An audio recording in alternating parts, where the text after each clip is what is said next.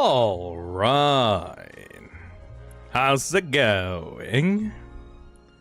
Hello there, everybody. Hello. Heyo. Hi there, Mike. Hi there, Gitchy. Hey, Lex. Hey, Carionade. Hey, Threeloy. Hey, Alyssa. Hey, Selin. How's it going, the other cartoon? Hey, Metal Rose. Glitch Crown. Threeloy. Resumation. How's it going, G-Star? Hey, Talks. Hey, Wispy. Hey, Egg. Caleb. Nano Abyss. Hello, Philip. Hey, Bonsi. Hey, Toriva. Hey, Neon Crow. Hey, IB Puffin. Hi, Phil. Love the new art. Off-season stream Pog. Thank you for the 10 months. Hey, TVS26. Thank you for the membership. Hey, Lucy Lou Loser. Thank you for the 16 months. I watched 28 Days with My Girlfriend for Valentine's Day. Well, that sounds better than mine. That's for sure. Hey, Top Hat. Thank you for the 10 months. I found my one true love yesterday. Gambling. Welcome, welcome. Hey, G-Star, thank you for the 8 months. It's gonna be one of those days, eh? Oh, absolutely. Hey, TV, thank you for the €6. Phil, cleaning a glass works better if you move your hand. Like, dude, we're gonna be here a while and I only have one glass. Gotta give me a little bit, alright? Hey, Miss Euphoric, thank you for the membership. Hey, Caleb, again for the 2 months. Love the new Fi so far. Hope the reading goes well. Oh, it's gonna be fun. Hey, Static Ghost, thank you for the $5. This is gonna be great. Also, hello, Phil and Chad. Hello there. Hello, hello. Bro, clean it faster. Nah. I'm too lazy to do that. Sorry about that. Hey, Turtle King, thank you for the 30 months. Hi, Phil. Happy late Valentine's Day. I mean, it already passed. Happy post-Valentine's Day. What is it called? Like, the Forever Single Day or something like that? You know, the losers usually invent, like, a holiday immediately after the holiday. Just to make themselves feel better. Speaking of which, welcome to the stream. This is a special post-Valentine stream in which we will be reading some breakup and just relationship issues storylines. Hopefully, you know, make the people that got rejected for Valentine's Day feel a little bit better.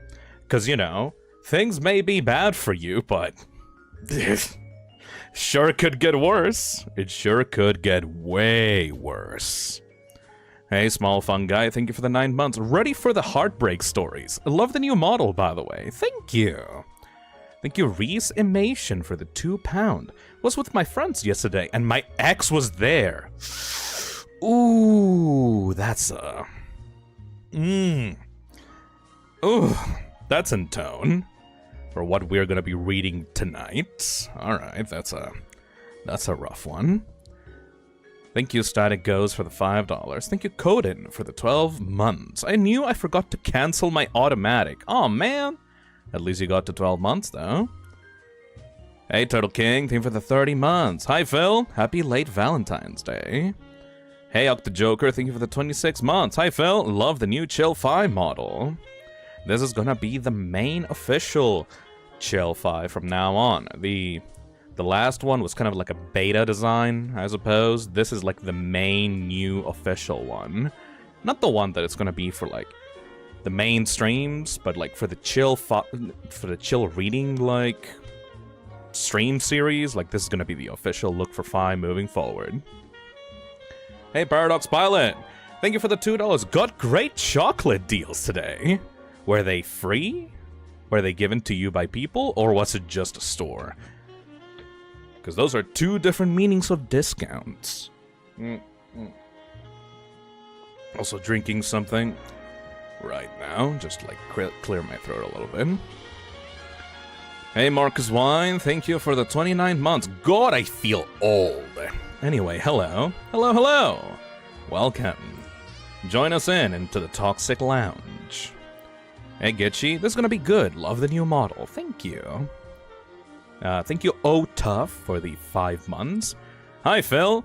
Got my hoodie and it kicks ass. I'm currently cooking my 5-figure in a cast iron pan for breakfast. Yum yum. Make sure not to actually inhale the fumes, by the way, because that is vinyl and it may be toxic to your lungs if you inhale that in a closed environment. Make sure not to do that. I mean, you can do anything you want with the figure. I mean, just don't get poisoned by the vinyl. You know what I mean? Hey, FBI Donut, thank you for the 15 months. Gonna listen to this while I work. Love the new avatar. Thank you. I mean, the avatar is not really that detailed, because it is kind of made specifically for a stream series where you just kind of listen to this in the background while you do other stuff, but I'm glad that people like it. This model, once again, is being made by the wonderful and talented Tiny Packy, aka Azazel of the Toxic Cesspit. If you want, I can show you a reference image of it. Here you go. For the people that are actually looking at the screen right now, this is the official new look of Chillfi. Now, some people have recommended the name Lo-Fi because, you know, Lo-Fi, Low Chillfi kind of thing. I don't personally like that name because that implies that, like, Fi is like a musician, like, making lo-fi beats for people, which, it's not really the vibe that I'm going for. I prefer Chillfi, but yes. This is the bartender of the Toxic Cesspit, aka the Toxic Lounge. I guess it has lore, but, like, why would I even, like, explain that? I would probably explain that stuff, like, later in an actual lore stream, but this is the form that Fi takes when they're working in the Toxic Lounge, which, for the streams, is supposed to be the place that the chill reading streams take place. You guys just come on in, take a seat, get yourself drunked up, and I just ramble on about whatever the fuck I'm interested in at that current time. I like the new design for this one, because it actually stands out from the main Fi. This one has, like, the ponytail a little bit more tied up at the top. It has, like, weird cucumber eyebrows, and it has a more relaxed hair mouth. Hopefully you guys like it. Hold on, let me just drink some more water.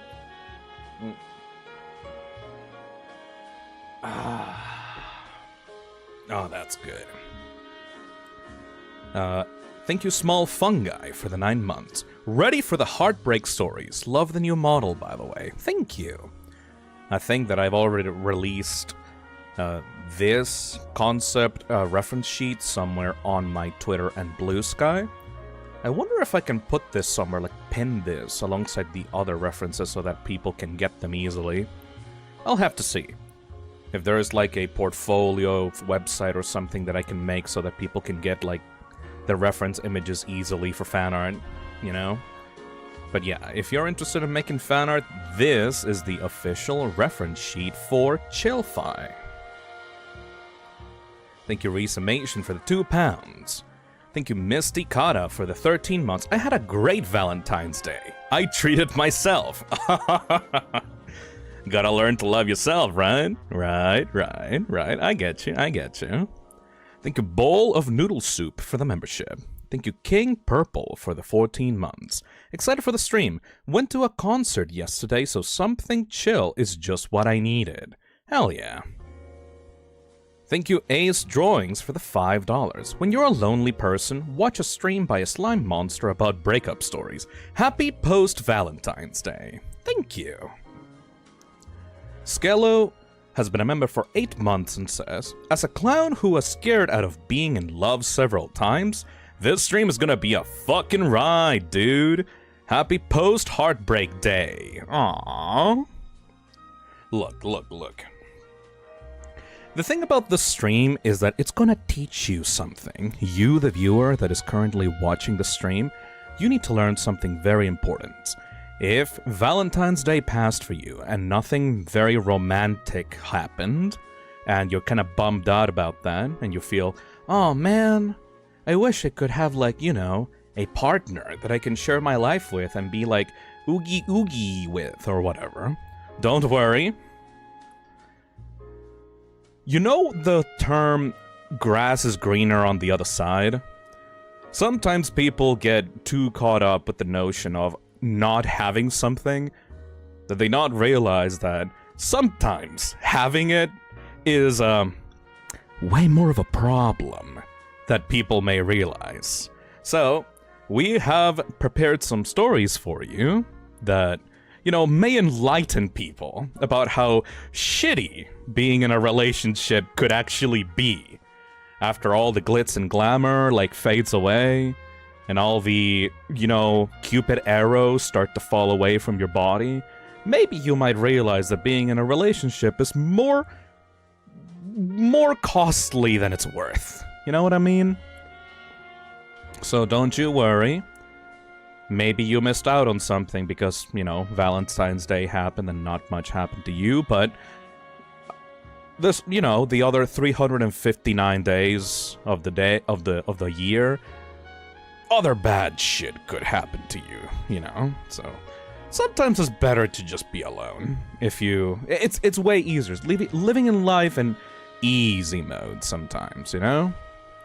Annie on the cartoon, thank you for the 29 months. Can't wait to work on Chill Fi after FemFi is done. Ooh. Also, FemFi has squeakier tits, chat. Oh yeah, I talked to Nyan about that. Nyan is working a lot on those, like, alternate Fi models. Hell yeah. Thank you, Talks, for the €2. Can we get more glasses? That's a line forming. You can get it on the dispenser on the corner of the fucking bar. I don't give a shit.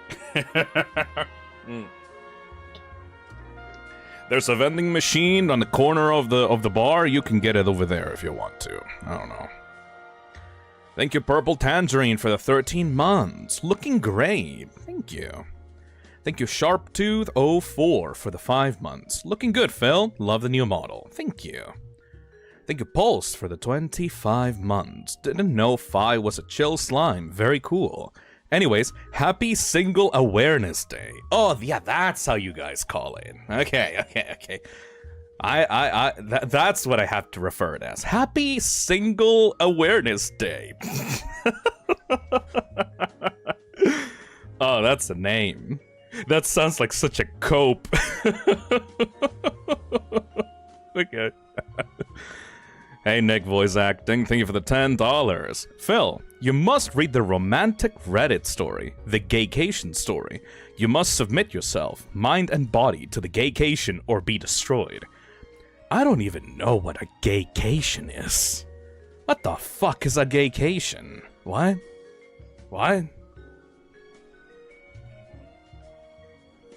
The GAYCATION? This sounds like... This is a LGBTQ documentary? It's a vacation for people like you, Phil. Huh? The GAYCATION story. Relationship advice. My boyfriend wants to go on an annual GAYCATION where he becomes gay for a week. Okay, yeah, you know what? I'm gonna keep that in my bookmarks. We're gonna read that later. Okay, there. Ooh, that sounds like a... That sounds like a story. Okay, thank you for that. That goes on the bookmarks. I do have a pinned comment, by the way, in case I run out of stories to tell. You guys can recommend some stories, like the GAYCATION one, and we can continue the stream reading those. Alright, that's a... There's one where it's a woman's husband. Ooh, spicy.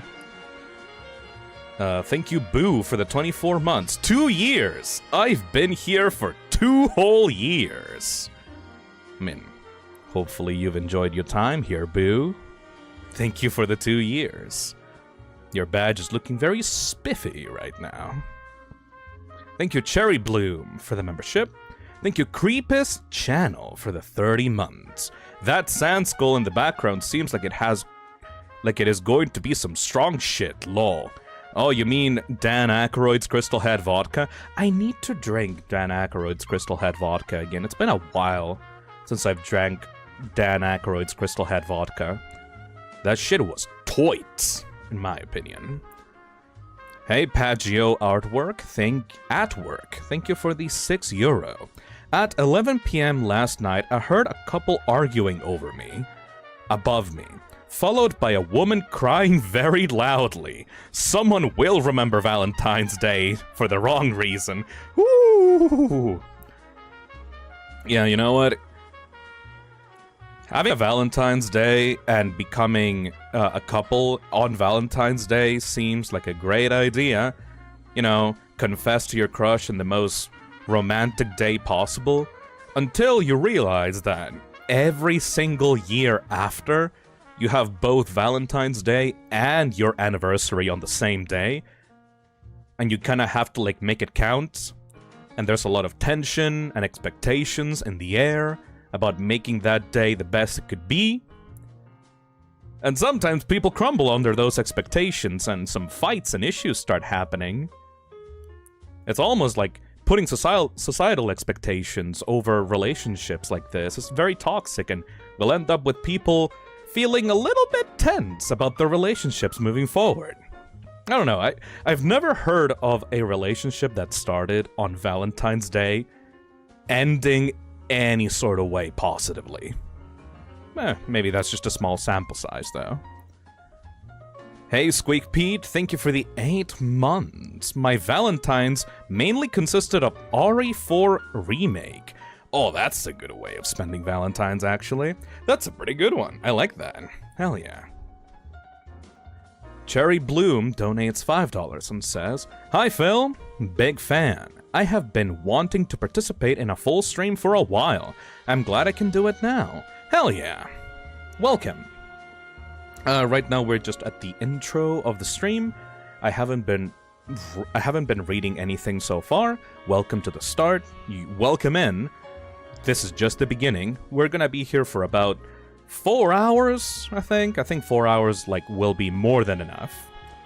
And we'll just be reading some cringe. I like the cringe. Hey, Angry Destroyer, thank you for the $2. Relationships are a tricky thing. Always be careful. Hey. I'm gonna be real with you guys for a second. You know what? Okay, you know what? Drop the act. I'm gonna be real with you guys for a second, because this is very important. You know when I say that there is no love in the toxic cesspit? You know why I keep telling people or discourage people from doing, you know, shipping and, like, weird, like, couple stuff in the toxic cesspit? It's not because I hate romance. Well, I do. Most of it is very cringe. Thing is, romance can be very beautiful between 2 or more people, however you like it. If you're poly or not, I don't really care. It can be bisexual, you can be pansexual, you can be gay, queer, whatever your flavor. It doesn't really matter. However, every single relationship carries with it a lot of baggage, a lot of expectations, a lot of emotional attachments. And when you're in a community, and those emotions start affecting other people, when those emotions start becoming more trouble than they're worth, when they're becoming negative more than positive, when your relationships start to turn sour, an entire community can become so bitter.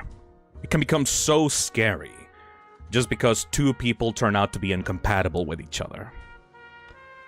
That's why I say there's no love in the toxic cesspit, Because ultimately, if you keep people at arm's length, if you keep things chill, if you keep things above board, if you keep things normal and relaxed, everyone's gonna have a good time.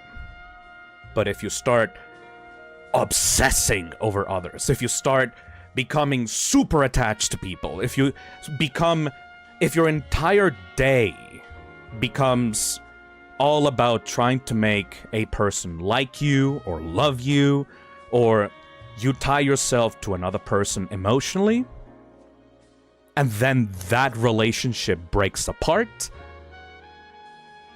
you're gonna spend so much time trying to recover from that. You're gonna spend so much energy and effort trying to make that not affect any other single part of your life. Is it even worth it at that point? You have to protect yourself emotionally.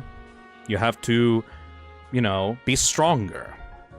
Sometimes the immediate satisfaction is not worth it in the end if you don't turn out to be compatible with someone.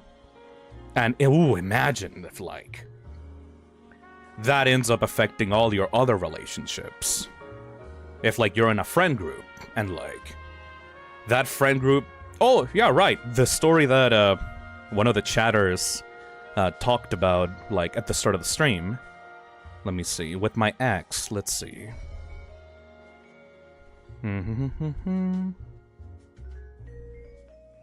Reese Animation said, was with my friends yesterday, and my ex was there.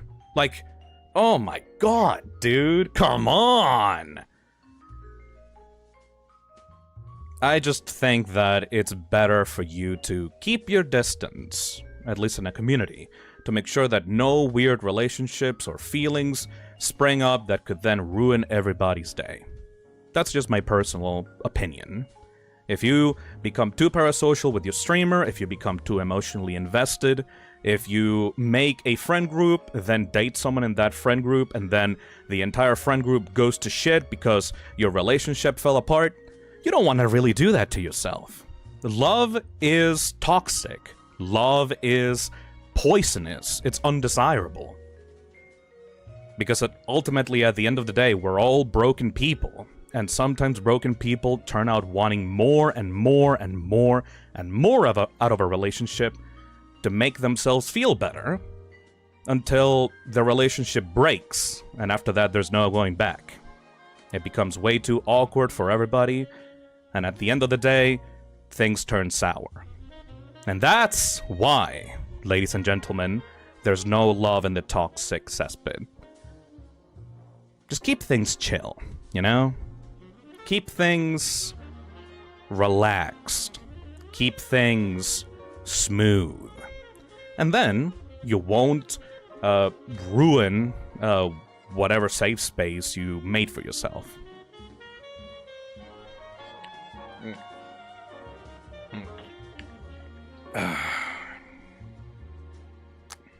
Let's go into the next membership message. Cherry Bloom donates $5. Thank you. Thank you, Angry Destroyer, for the $2. Thank you, Shark Jumping Walrus, for the 25 months. Sup, Phil? Sup? Hey, Devolution, thank you for the 6 months. Singles Awareness Month? Does that make me a minority? I mean, you're a Phisnom fan, at least according to your membership, so you're already either gay or mentally ill or both. So, you know, already a minority. You don't need to be a minority of a minority. Hey, Free Spring, thank you for the 30 months. 30 months, woohoo! Didn't know there was a stream today. I just wanted to make one after Valentine's Day. You know, making a stream on Valentine's Day is a little bit predictable. I wanted to make a post-Valentine's Day stream. Hey, Yam. Thank you for the 50 months. Imagine being in a healthy romantic relationship. I mean, most relationships don't turn out to be healthy at the end of the day. Especially if you're on the internet. I mean, if you're on the internet watching a random streamer on YouTube, instead of doing something productive with your day, then, like, you know, every single one of us is already kind of broken by this point, so broken people getting together with broken people, yeah, it does end up resulting in toxic, unhealthy relationships more than not. So, you know, make sure to keep yourself safe. Hey, SayJ Plays, thank you for the 10 months. I played It Steals and pretended to be drunk. Hey, Victor Corona, thank you for the 4 months. I keep forgetting I got these, Lamau. Hi, by the way, thank you. Hey, Hayden Sam, thank you for the $2. I spent my V-Day. I don't like how you call it V-Day. That's very uncomfortable. I spent my V-Day working and playing Lethal Company. Ooh, very nice. Thank you, bowl of noodle soup for the $5. My Valentine's Day was mainly spent working and getting friends gifts. It was pretty nice. Valentine's Day encompasses all types of love. I mean, I'm gonna agree, cause, like, at least you did something, you know? Instead of just spending all your day just eating chocolate, then realizing that you're allergic to chocolate, so you end up vomiting on the toilet, and then out of boredom, you strap a fucking, like, electroshock collar to yourself, and every time you laugh while watching, like, iCarly Season 1, you shock yourself as punishment. That was my Valentine's Day.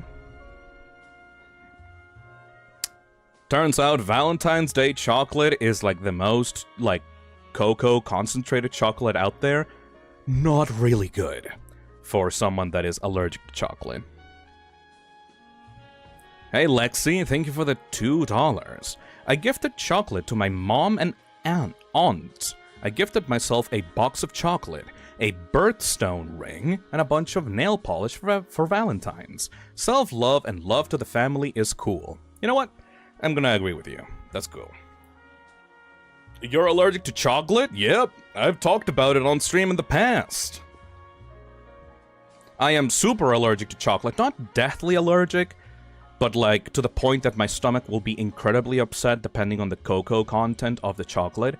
If I eat white chocolate, I'm usually pretty fine, but if I eat dark chocolate, it's like a bomb went off in my stomach. You know what I mean? I had a very upset stomach this morning. In fact, I already kind of feel it, like, I still feel it. I still feel, like, a little bit delicate in the stomach right now on the stream. Hopefully nobody notices that. But I'll be fine. I've been used to this since I was a kid, so it's fine. Hey, OzCanDraw, thank you for the membership. Hey, Sarp Speaks Sometimes, thank you for the membership. Spent Valentine's Day hanging out with my other single friends. One of them's birthday also happens to be on Valentine's Day, funnily, so we celebrated that.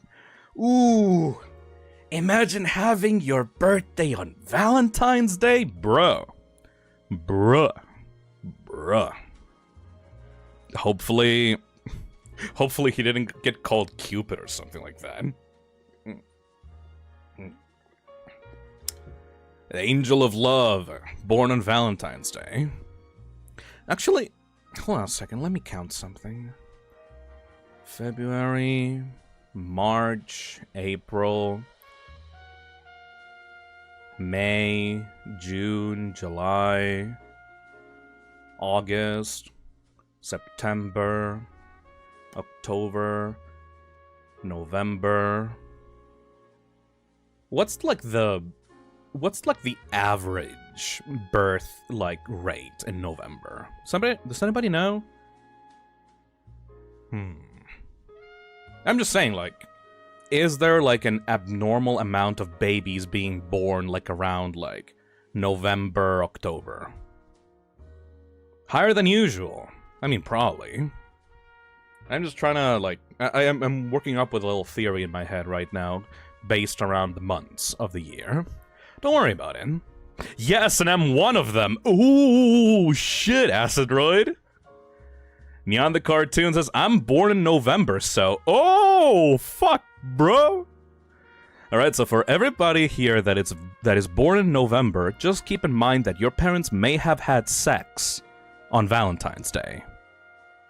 It's not a guarantee. The 9-month baby cooking time may be like, you know, it may have happened in like October or November, maybe like early December if like the baby is cooking there for like a long time. But if you were born around the time of November, your parents may have had very rough sex during Valentine's Day. Hopefully that put an image in your head. I'm just saying. Thank you, Boo, for the $5. I spent Valentine's Day playing Fortnite duos with my friend. We both joked that it was a date, so it sort of counts for something. I mean, is it a joke, though? Is it?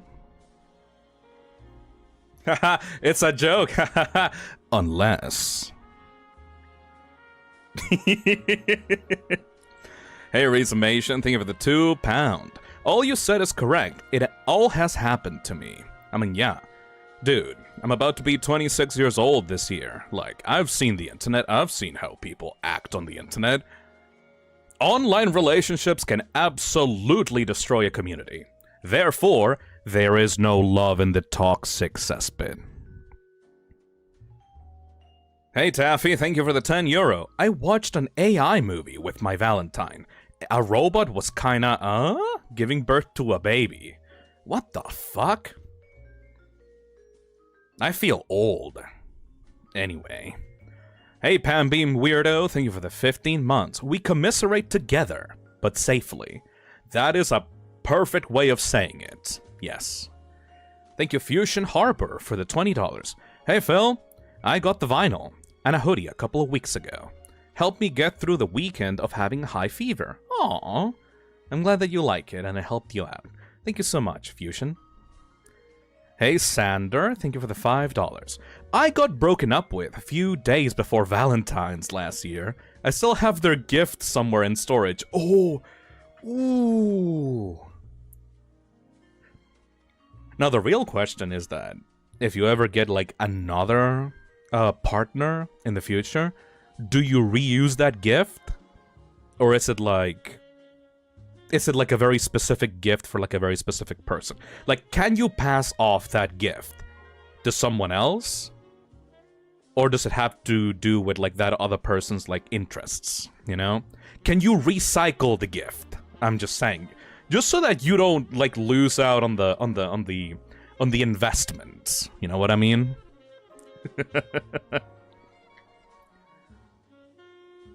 Give it a go, I guess, if you ever find another partner. Thank you, Astral, for the $2. Phil, that's the last thing I want to think of.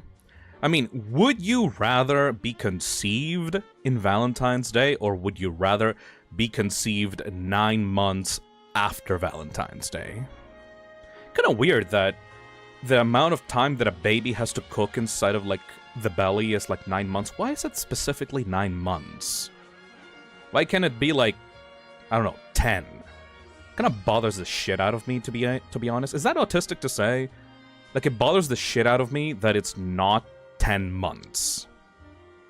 Could have been, like, 6 months, could have been 8 months, could have been, like, 10 months. Why specifically 9 months? That's bullshit. Anyway. Thank you, Yivy Tivy Tavi, for the $3. I was just working in the emergency room on Valentine's Day, and by the end of the day, I had forgotten about it. Oof. 10 months is overcooking it. Maybe if you just force it in there until 10 months, you'll have a stronger baby. You know, like, you can have, like a powered-up baby if, like, you just keep it in. Like, you know when the water breaks? You just kind of, like, push it back in?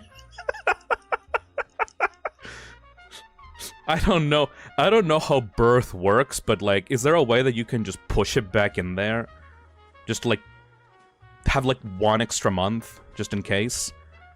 You will have a super baby. Overpowered 10-month baby.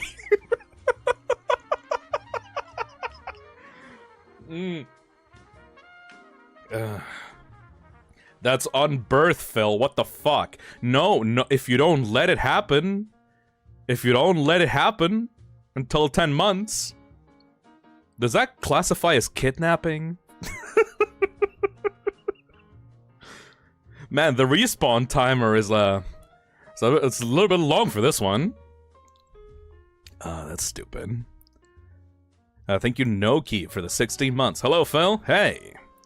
Hey, Angry Destroyer, thank you for the $5. Valentine's to me hasn't felt important since kindergarten, so I just kinda worked on a personal project.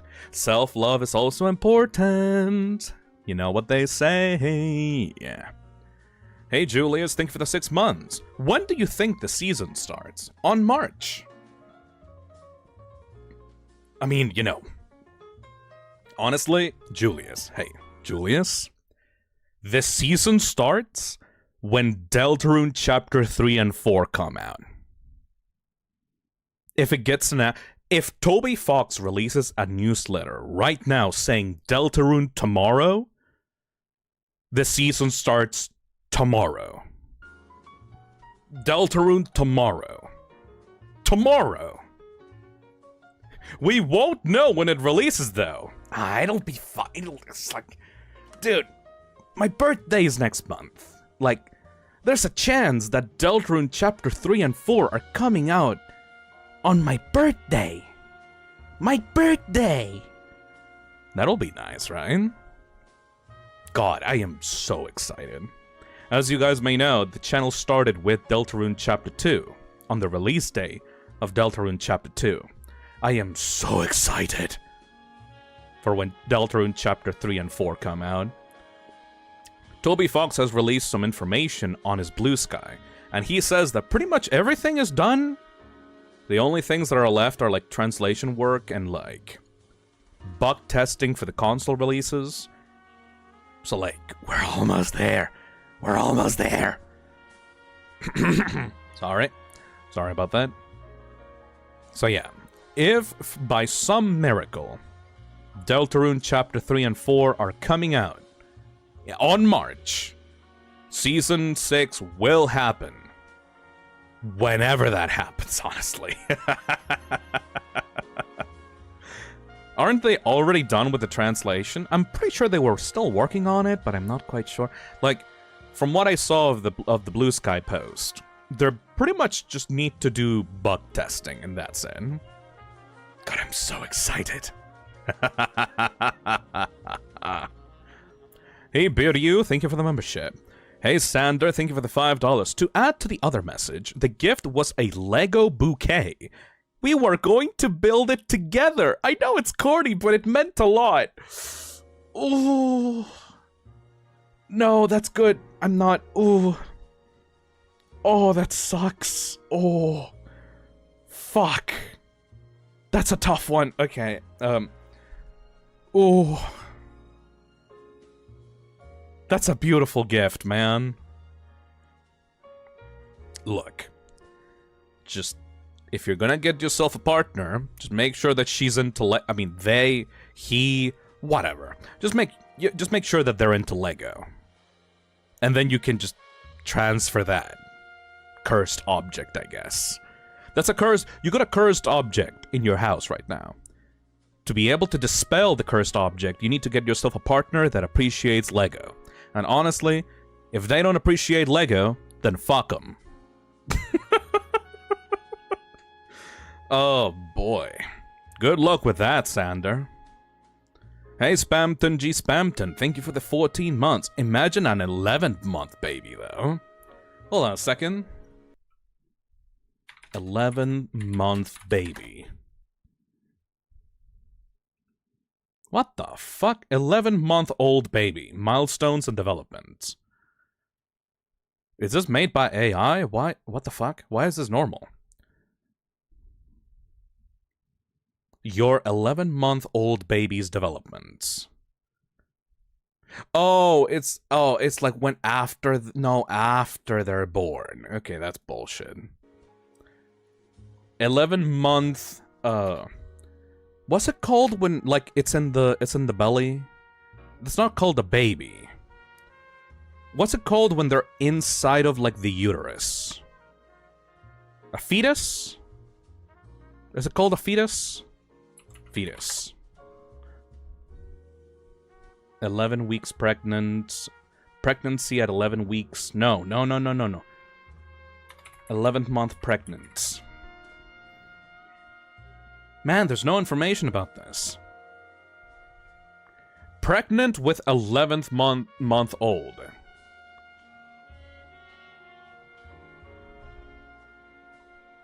I was not aware that I needed to wait 18 months minimum before getting pregnant again, as I thought you could do it whenever you feel— What the fuck?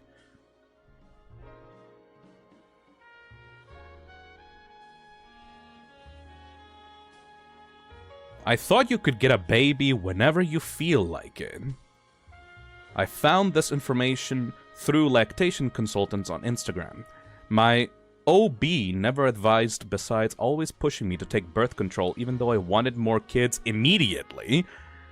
Unless I'm not understanding the reason why properly. She wanted me to be on birth control to control my hormones for the next pregnancy. But I'm unsure if it works that way. I'm not really a fan of using birth control, to be honest. Her response was, you can get pregnant whenever you want, but it's best to wait 6 to 8 weeks for you to heal down there. What? So it doesn't turn into a fucking machine gun? I'm sure she's not wrong. I haven't got my first pregnancy checkup for the second baby, just as I'm searching for a different OB. Huh. This is fucked up. Anyways, I ain't gonna read that. That's not breakup stories, that's baby stories. I'm pretty sure nobody here wants to have a baby. Okay, you know what? I'm gonna make this a hell of a lot more personal. Raise your hand if you want to have a baby.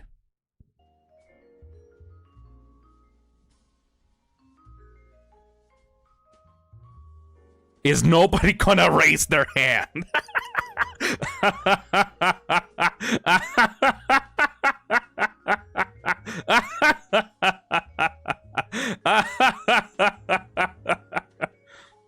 Yeah, okay. That seems to be a unanimous no. Fusion Harbor says, I'm male, so I physically can't. Not with that attitude. None of us want that shit. You know what? I'm gonna put that on my, like, average Phisnom viewer, like, metric. So, like, the average Phisnom viewer, per the chat, is 18 to 24-year-old, usually LGBTQ, usually gay, usually asexual, loves Five Nights at Freddy's, Undertale, Has Been Hotel, and desperately wants to end their bloodline. Just like, I'm the last branch of the tree. It does not go further than this. You know what? I respect it. I respect the shit out of that. Fuck bringing a child into this world. This world is already fucked up enough as it is. I can't afford rent. I can't afford a house. Why the fuck would I want to bring in another one into this fucked up society? Fuck that shit.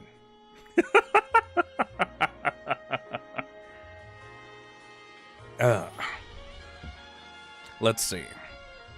Sage A Plays donates $5 and says, if babies stay in for any longer, they can't fit through the canal. I mean, you can always do, like... You know that scene in, like, Alien? Where, like... There's, like, the woman with, like, the belly, and then, like, it bursts through the belly? You can just do that. You can just take a scalpel and just, like, pop it like a balloon. And then the baby comes out and goes like... You mean a C-section? Yeah, that one. The Sino baby.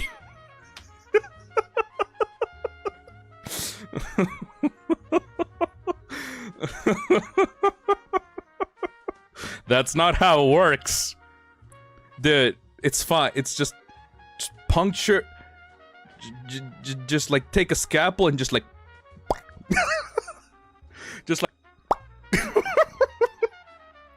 pops out.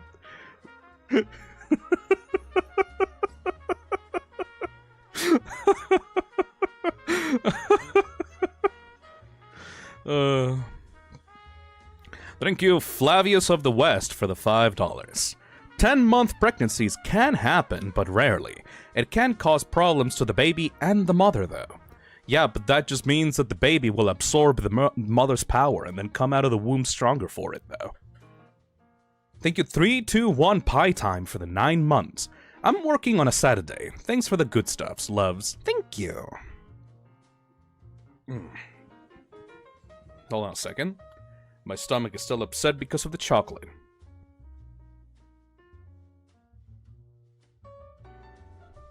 Angry Destroyer says, now I'm just picturing a baby bursting out Wolverine style. Oh, that's fucked up. Thank you, Static Ghost, for the $5. I played Undertale for the first time because of your streams, and it's amazing. Thank you, Phil. Hell yeah. The more people I can get into my hyperfixations, the better. Hopefully you're looking forward to Deltarune then. If you played Undertale, you have to play Deltarune. Become Deltarune. Get obsessed with Deltarune just like me. You'll be trapped here forever. Thank you, Beware Dakota Flare, for the membership. First time doing this. Also, no, I would rather not. Very good. Hey, Flavius of the West. Thank you for the $2. I do want to have kids someday, but man, I'm single. Gonna be honest, dude. If you go into a dating app and then tell people, yeah, I want to have kids, like, that'll probably turn away like 90% of people. I don't think many people nowadays want to have kids. I think it's mostly a thing of like, our government fucks us already hard enough. Like, how are you even supposed to be able to raise a child in that environment? You know what I mean? Actually, okay, you know what? Fuck it, we're gonna go personal, because I don't really give a shit. I'm autistic. I can already break through social barriers like it's nothing. If you were a millionaire and you did not have to worry about money and you could live in a house all by your own and you had a loving partner, would you have a kid? If you did not have to worry about money. You know what I mean? Okay, so we have more yeses now. Absolutely no, still no, still no. Still no, maybe. Absolutely no, maybe? Yes, 100% yes, yes. Okay, so yeah, so here, see what I mean? Like, we had like almost 100% no last time that I asked this question, but now that I added the point of financial stability, then now we have like a little bit of a divide. It's still not perfect, but you know, that just proves that if you do not live in good circumstances, why the hell would you bring someone else into the world? That also just means that you're good people, honestly. Because I gotta be honest, bad people that don't really care about the consequences of having a baby usually end up parents. You know what I mean? People that like to fuck around but not find out. People that just do shit without thinking of the consequences. Those are the people that end up becoming parents nowadays. Because they don't really know what the fuck is going on with the world.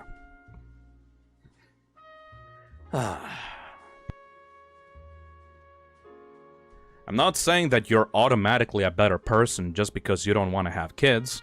I'm just saying that you're being more responsible than the people that don't care about the issue.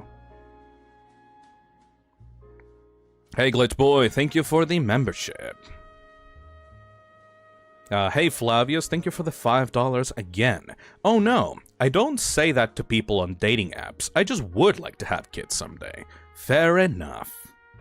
Hey Welklore, thank you for the 12 months. I don't want kids whatsoever. They are annoying and expensive. Oh, yeah.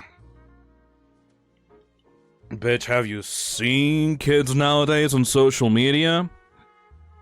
Those bitches be entitled as fuck. You don't want to grow up with a little psychopath that ends up, like, doing bad shit on social media. That's a nightmare. Yeah. Imagine having a kid. Imagine being a single mother, and then your kid ends up growing up watching their favorite Let's Players and YouTubers and streamers, and then you tell your kid, "Hey, little Timmy, what would you like to be when you grow up?" And what comes out of their mouth is, "I want to be a VTuber." How would you react to that? Like, not an astronaut, you're not gonna be president, you're not gonna be a doctor, you're gonna be a streamer. You're gonna be a professional internet clown. You would just kick them out of the house right then and there.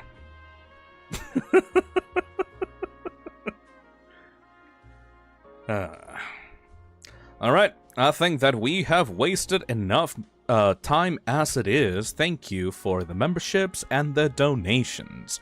It's been about an hour, so it's finally time to start the stream with the topic that we wanted to cover in the first place. Thank you, Lala Cream, for the 20 months. So, we're gonna start with a little bit of a 10 hours of lo-fi video game beats by Helens. This is gonna be the thing that accompanies us throughout the rest of the stream. Hopefully you guys enjoy it. Ace Drawings donates $5 and says, "If I do end up a dad, I'm not exposing my little turd to the internet." Yes, that's a responsible option. If anybody here ends up being a father or a mother, don't give your little shit an iPad until they're at least 16. You know, because you know how fucked the internet can be for people, for like kids specifically. That's fucked up. Thank you, Model124, for the 25 months. 25 months. Also got here just in time, it looks like. Yep, we're just starting. So, as I mentioned on the pinned comment and also on the title of the stream, this is Reddit Stories. We're going to be looking through subreddits for, like, relationship troubles, relationship breakups, just general bad shit. And we're going to be commenting on it and giving our thoughts and seeing if the relationship can be salvaged, even, you know? I'm going through subreddits like, "Am I the asshole?" Am I the asshole? But this one is, for some reason, shortened up to AITAH. I'm going through r/am I wrong? We're going through r/relationships. r/relationship advice. And r/true off my chest. So we've got a wide breadth of shit to read through.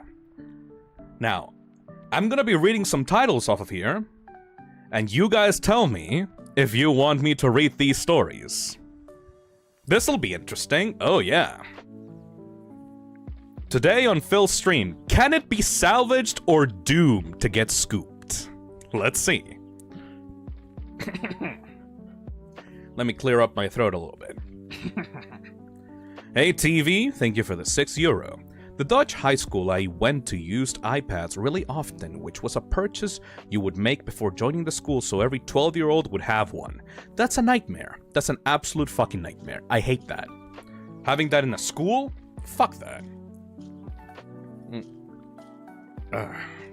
Imagine getting groomed through your iPad while you're in school. What the fuck? Anyway.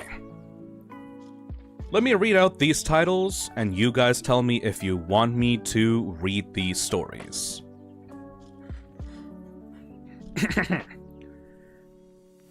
Am I the asshole for dropping our dinner on the ground and walking out when my boyfriend asked me, "What's for dinner tonight, bitch?"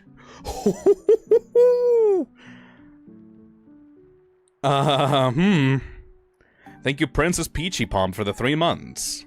Hi there, I'm Boo's Fortnite date. I blew off my significant other just to go play Fortnite with him. Does it count now? You know what? You know what? I don't like to play matchmaker, but yeah, that absolutely counts, Princess.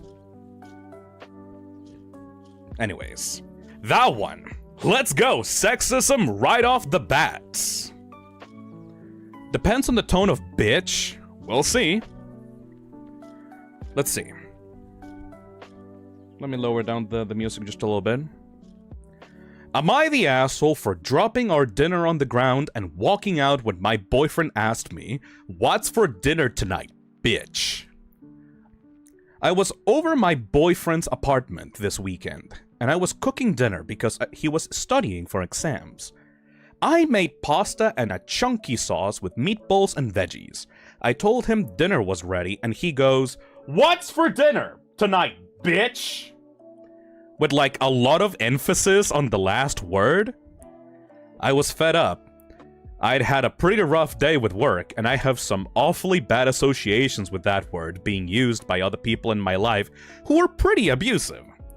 So I was so irritated that I dropped the pot of pasta sauce I'd been carrying right on the ground and was like, "Well, nothing for dinner tonight now. And I better not hear you using that word again. It's for the girls." What? That's the N-word for women?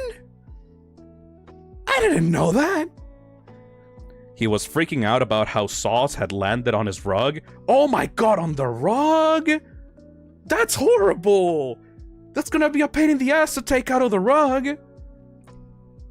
He even said, "You're seriously acting like a bitch right now. I don't know what else to call it." What? I just walked out and got takeout for myself and went to my friend's house. He thought it was funny, but my boyfriend was furious.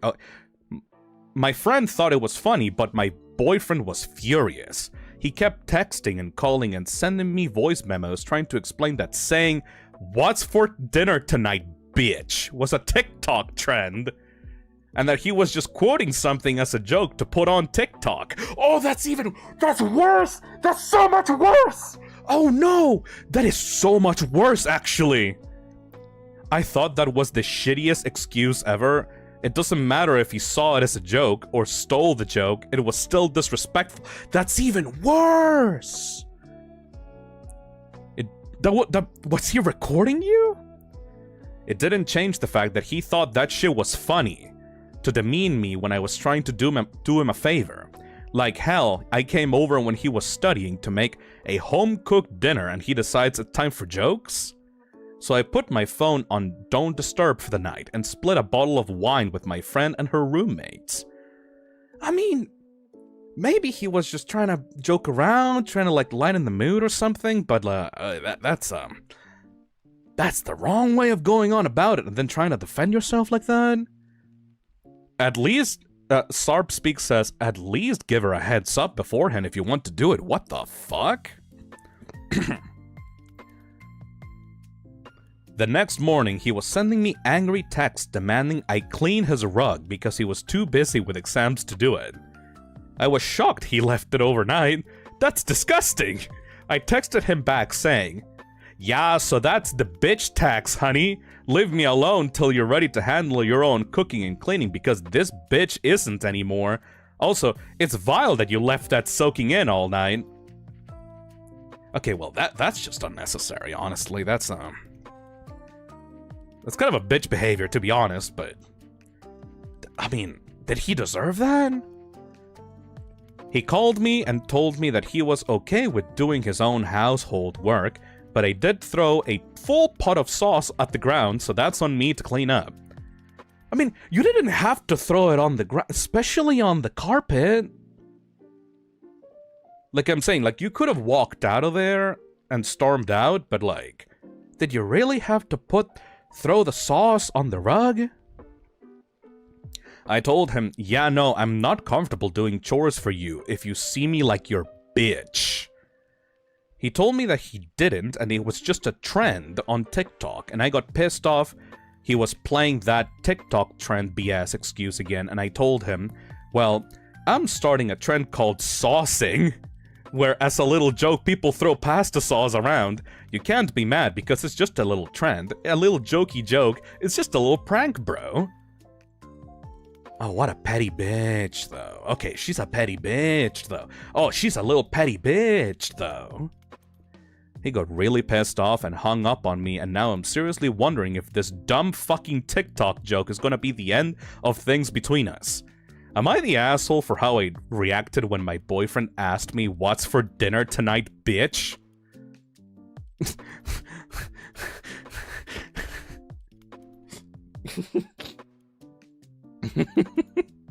Honestly, if someone has gotten to the age of 30 and not realized that women as a whole do not like having demeaning slurs used against them, it's a slur? They're beyond my help. That's not a slur, is it?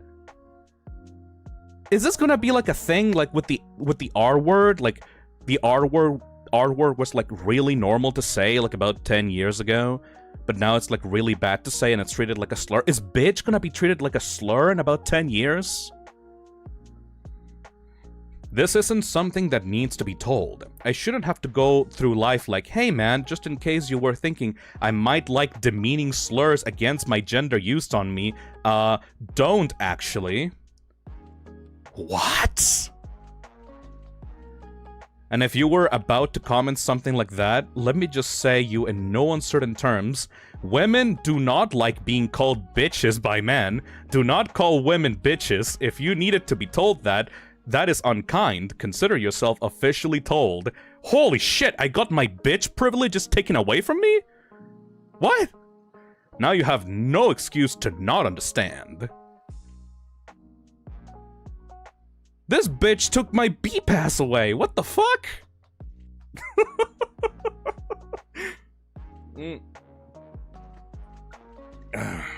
Well, that's a really good one to like start out with, TBH. Not the B-Pass. So Chad, what are we thinking on this one? Is she the asshole for dropping the dinner on the ground and walking out when her boyfriend asked her what's for dinner tonight, bitch? I'm honestly conflicted on this one. Yeah, me too, Ace Drawings. Not the asshole. Both are the assholes. Yeah, Princess knows what like she's talking about. Like, I think both are the assholes on this one. Because, like, yeah, sure. It may have been, like, a really uncomfortable comment made by a close, like, your partner and stuff, but reacting like that is also bitch behavior. You know what I mean? Yeah, to both. Kinda, but I also feel like there needs to be more communication. They are both in the wrong, but also he was just trying to do a jokey type of thing, but also he couldn't just say sorry. Yeah, exactly, Reasonation.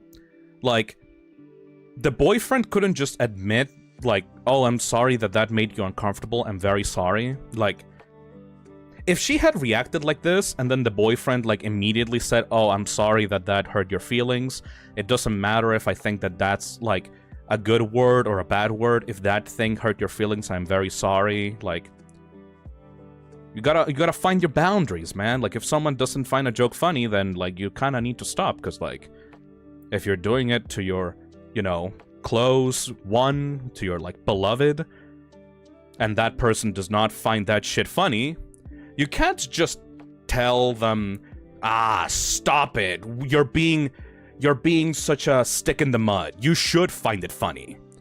Like, that's not a good approach, you know? Pan Bean Weirdo says, don't forget that she has trauma related to the word, that he probably knew that too. I mean, did he though? Did he though? Because let's be honest, these two people don't seem like the types of partners that would tell that stuff to each other. These seem like two people that are not very closely connected in the first place.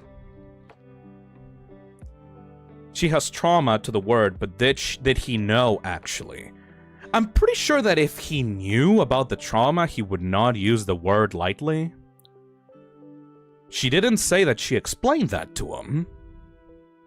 Princess Peachy says, if he knew, then he's the asshole. If he didn't know, they're both the assholes. I agree. Hey, Glitch Boy, thank you for the €2. She kinda left it out if he knew or not. That's sus. Boo says, that has the same energy as chill out, bro. It's just dark humor.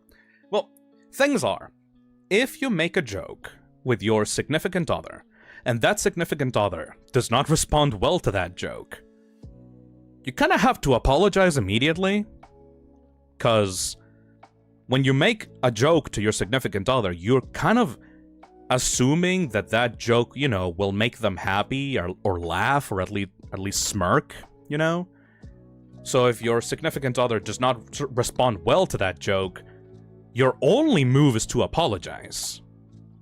Because you were intending to do something that would be entertaining for the both of you, but if you didn't succeed, then you have to clarify your intentions.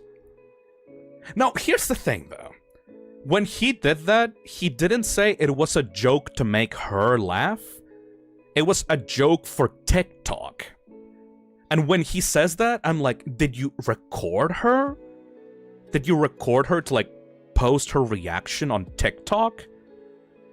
Did you actually try to do a TikTok trend without asking your significant other for permission? Were you trying to laugh with her or at her, you know? Were you trying to make your significant other like the butt of the joke, you know? So that is a really bad flag, because that means that your significant other is using you for entertainment, regardless of your feelings. Lesson here is that TikTok trends are BS. Well, I would imagine, I would hope that they're BS. I would hope that trends that, you know, are meant to be like weird jokes between people, I hope that those jokes are scripted so that people don't feel bullied, because like you're basically like doing a bullying to your significant other for laughs online. So, do you want to have fun with your partner, or do you want to have fun at your partner's expense? You know? If my partner, like, came into the room and then slapped me with a fucking wet fish, and then told me, haha, I'm posting this on TikTok, I would be like, don't? Why? What? Why? Haha, it's the funny salmon slapping trend. It's like, I don't find that funny. Please don't do that. And if my partner then goes, ha, you're so lame. You're not participating in the salmon slapping trend. I'm like, what? I don't like that, man. What the fuck? You're basically just using me for internet points. What the fuck is wrong with you? It's like, it doesn't really matter that he called her a bitch. You could do so many other situations that would upset your partner and you would still come out like an asshole. It doesn't matter that he used the word bitch. I mean, it mattered in this situation because that was a word that she had a lot of strong attachments to. A lot of negative strong attachments to. But if you replace this with literally any other type of prank at her expense, it would still be pretty bad, in my opinion. Thank you, Sandwich, for the $3. Hey, Phil, love the chill reading Sona. Has anyone said you look like Gyutaro from Demon Slayer? I have no idea who that is, thank you. At the same time, though, and I gotta defend the boyfriend a little bit. Why the fuck you dropping, like, pasta sauce on the rug? Thank you, Keyboards Match, for the 14 months. It's like, I'm sorry. You didn't have to drop the pasta sauce on the ground. Like, that just makes you, like, seem like a petty bitch. You know what I mean?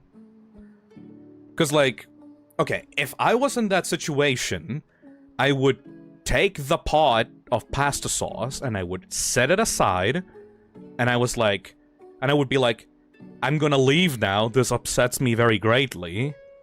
I would not ruin someone's carpet just to make a point. You know?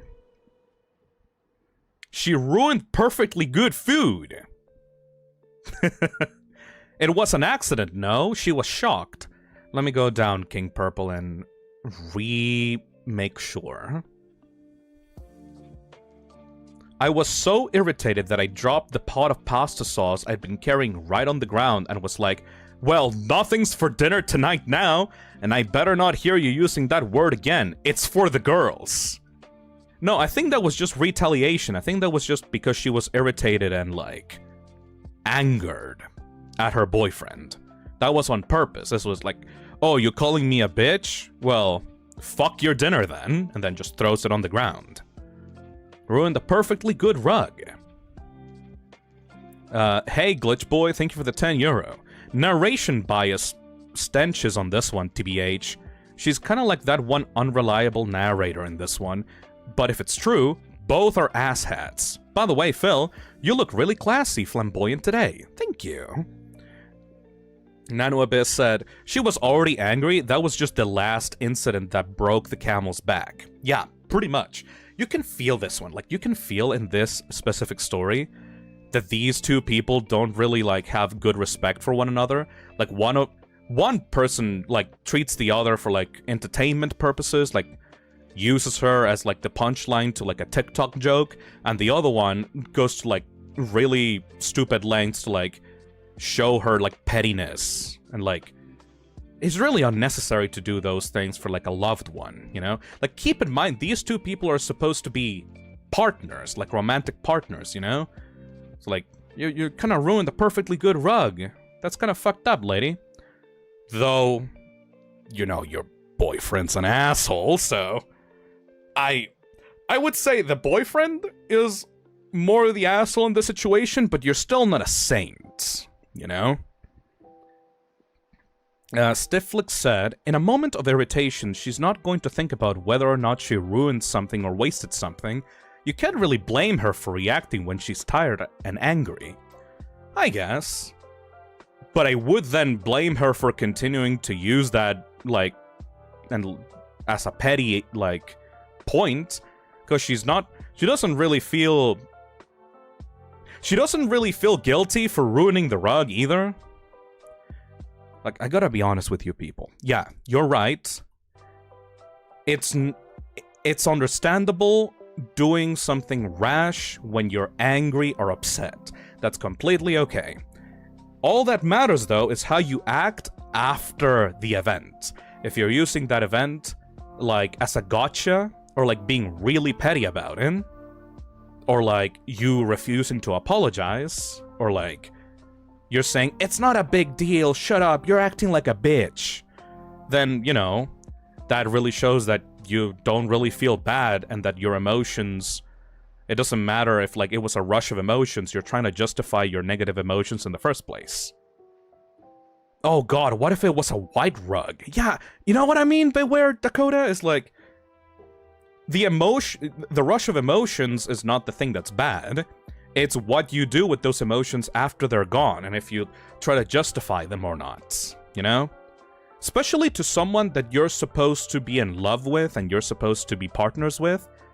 If you do something really petty and shitty to them, and then your emotions calm down, and instead of apologizing or trying to find a middle ground, you try to justify those actions, then yeah, you two need to break up. That's fucked up. That's a bad relationship right then and there. Hey, Darkat, thank you for the 8 months. No words for this one. Let's just keep vibing. Absolutely. Stifflick says, that's true. Being petty afterwards about it is not gonna help anyone. Twisted Myth says, he did justify calling her a bitch by what she did after being called a bitch. Yeah! Well, this seems like a joke. You know those things like, oh, you throw out a joke, but the reason for why you did that joke is because you have real feelings behind that joke? It's like, hey man, I'm just joking around. I just did this as a joke, but you can kind of tell that the boyfriend actually does think that she's a bitch. Like, deep down. Because, like, she does do these unreasonable things. I can't imagine that this is not the only instance of this happening. Hey, Glitch Boy, thank you for the €2. Dr. Phosphorus crash out, moment. Thank you.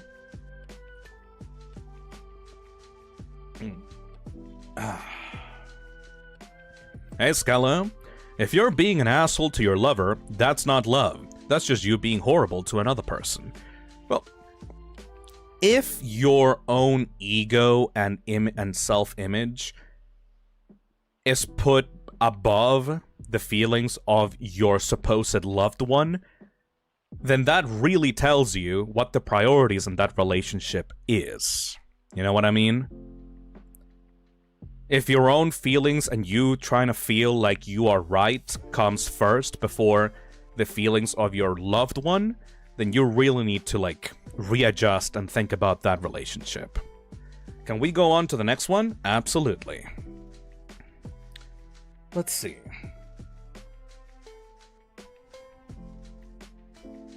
Am I the asshole for telling my girlfriend to shut the fuck up after she insulted my sister's thighs?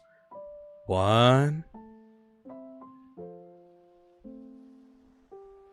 Am I the asshole for telling the girl who kissed my boyfriend for a play that she is desperate and pathetic? Ooh, ooh, what is that one? Am I the asshole for asking my brother not to bring his boyfriend to my wedding? What? That one, please. That one. Ooh, drama. I want that one. Okay. Am I the asshole for telling the girl who kissed my boyfriend for a play that she is desperate and pathetic? Alright, second one. I, 19, female, study at drama at university, and my boyfriend is on the same course. My boyfriend is a really good-looking guy. Okay. But he doesn't seem to know it. He gets a lot of attention from girls, and for the most part doesn't seem to get that they're flirting with him. What is this high school musical bullshit? I'm not generally annoyed by this. I never really say anything. However, there's one girl in our class, let's call her Victoria, who is obsessed with my boyfriend. She goes out of her way to be paired up with him in group activities.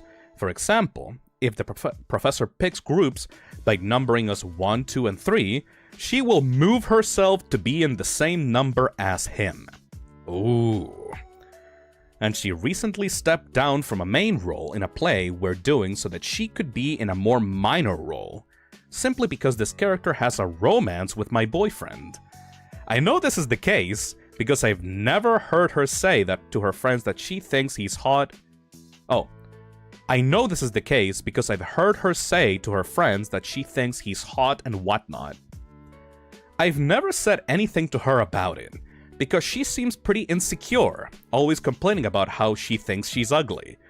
And I don't see it as a big deal because my boyfriend doesn't care. However, we recently performed the play and had a small after-party, after which she got slightly drunk and was bragging about how she definitely felt something when they kissed in the play, and that she's going to ask him if he felt the same. Oh no! I rolled my eyes again and ignored it, until she actually did go up to my boyfriend. She was a little bit drunk, and she went up to him, and I was there too. Oh! Victoria started saying that she knows he must have felt the spark, that he's a really good kisser, etc. I snapped, and sort of shouted at her that you sound incredibly desperate going after somebody else's boyfriend. You're pathetic if you think a stage kiss means you should be together. Oh, shit! Victoria getting laid out! She looked super embarrassed and walked away. And later I heard she'd gone home crying. I feel like a dick because she's obviously insecure and whatnot, and her friends haven't stopped calling me a bitch since. Oh, the B word, that's the B word again. Am I the asshole? By the way, she 100% knows that I'm his girlfriend. I have heard her talking about me being his girlfriend before. I mean, she obviously has a crush on your boyfriend though, right? Like, hey, the fucking women of the toxic cesspit, like, Victoria definitely has a crush on OP's boyfriend, right? Because, like, I'm not sure, like, this is, like, unreliable narrator stuff, like, maybe she's selling her boyfriend, like, a little bit too much, but this just seemed like a classic, like, oh, I can't really ask out this guy, because, like, he already has a girlfriend, so might as well get my win where I can, I guess. Not the asshole, but that was quite an ugly scenario. I mean, this person was very obviously being a little bit catty about the way that she responded to Victoria. Like a very teenage drama, like High School Musical kind of way. But let's be honest here, like, if you knew that there was someone out there in your friend group that had a crush on your significant other, and while you were talking, all the shit that would come out of that person would be like vague flirting to your partner, you would also be kind of pissed off, wouldn't you? I kind of wish they said Victoria knew they were dating in the beginning. Kind of a little bratty, but yeah, not the asshole, yeah. It would be so uncomfortable. They should apologize a bit for it, but yeah, tell her to look for someone else. Like, I would be pissed off. Like, you're supposed to, like, you know, keep that shit to yourself if you see someone that's taken. If your crush is on someone that's taken and you're being like a little bit passive-aggressive and you're being a little bit flirty with this person regardless of their status, then yeah, you're being an asshole automatically. And you kind of deserve getting laid out like that. TBH. It's a bit mean, but it's kind of deserved in my opinion. Yeah, you're right. Alyssa says, she was in the right, but the insult might have been a little unnecessary. I think it's kind of like a build-up of these things, you know? Like, yeah, sure, that was a little bit unnecessary, but she's been doing this shit for a while. Like, I know about, like, university plays and, like, high school plays. Like, this shit takes a while to do. Imagine, like, the rehearsals and her trying to get close to the boyfriend and practicing the scene and stuff like that. Like, this would have been building up for months, you know? I think it's deserved, in my opinion. Alright. Let's go to... Am I the asshole for sleeping top naked in my bedroom? Nah. Am I the asshole for asking mom's boyfriend to stop trying to parent me? Ooh, a little bit spicy, alright. Am I the asshole for refusing to sell the place I bought with stripper money? What the fuck? Am I the asshole for firing an employee after his parents died? Yes? Am I the asshole for my response to my sister's boyfriend's brutal honesty? The property one? The stripper one. The stripper one. What? Let me check the stripper one. Okay, this one is like a long one.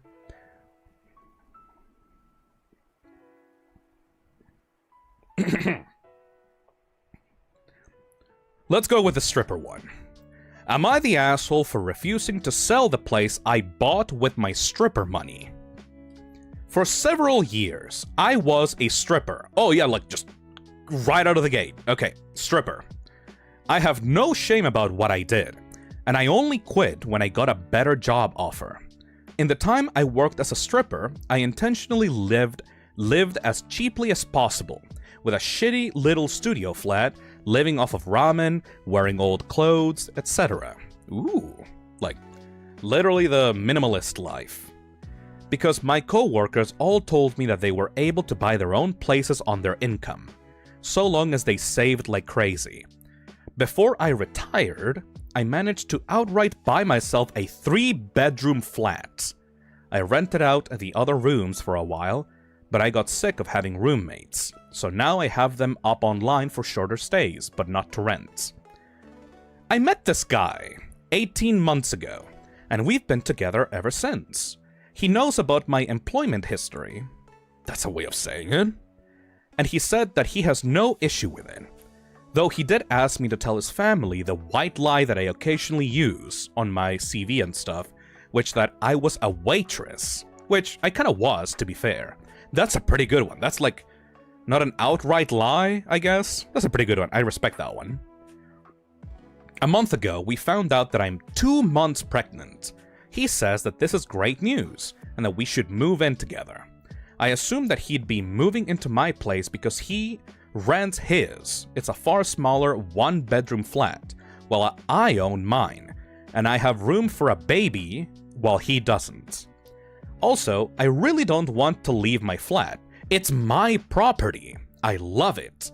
I could see myself living there for the rest of my life. And I don't want to lose the security of owning a home and have to go back to paying rent or a mortgage each month. You know what? 100% respectable. However, he then said that he didn't want to move to my place, and said that I should sell it and that we should buy a place together. Why? I said that I like my place. It means a lot to me that I was able to buy it, and that it represents years of working my ass off, scrimping and saving. He said that he understands all of that, but that we should be living together by the time the baby comes, and he didn't want to live in my flat. I asked him why not. It's a great flat, it's central to everything, it's spacious, it's got room for all his stuff, there's daycare in the building, and 5-minute school a walk away. The list goes on. He said that he didn't want to live in a flat that was bought with my stripper money. Oh, dude, no. That really pissed me off, and I told him no fucking way I'm selling my flat, and that he never had an issue with my stripper money before paying for this flat before now. I said I wasn't giving up the security of owning a home for someone who tries to make me feel ashamed about something I don't feel ashamed of. He said that his point is if I sold the flat, then we could get a new place with the money from the sale. What the fu- What's the point of that? I said, wouldn't that still be the stripper money? And he said, that's different. And I stated, how? What the fuck? How? He then said he was going back to his place because I can't talk to you when you're in this state. Oh, no. Oh, shit. You pull that card out? Oh, no. Oh, no. Oh, no. Oh, no. Oh, no. Bro is crashing out. No. No. He's gone back to his flat now, and he's texted me saying that I'm overreacting and I'm irrational, and that I need to think of this realistically rather than emotionally. What the fuck? He says that he wouldn't feel right raising a child in my flat knowing how I purchased it. What? And selling/moving is the best idea for all of us.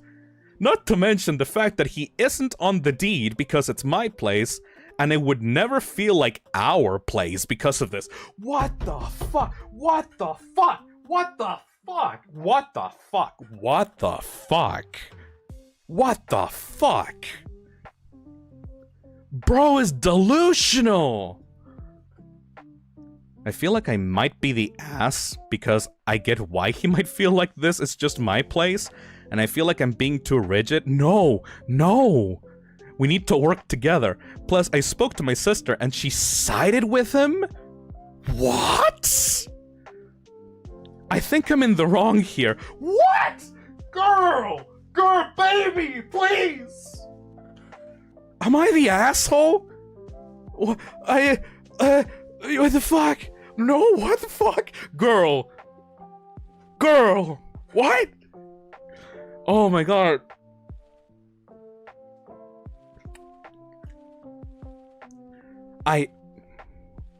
In what world are you wrong?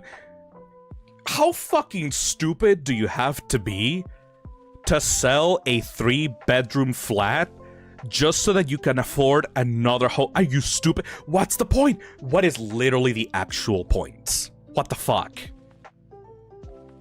How old is this story? Are there any updates? Says Miku Dayo. This is a 5-year-old story. There's another update.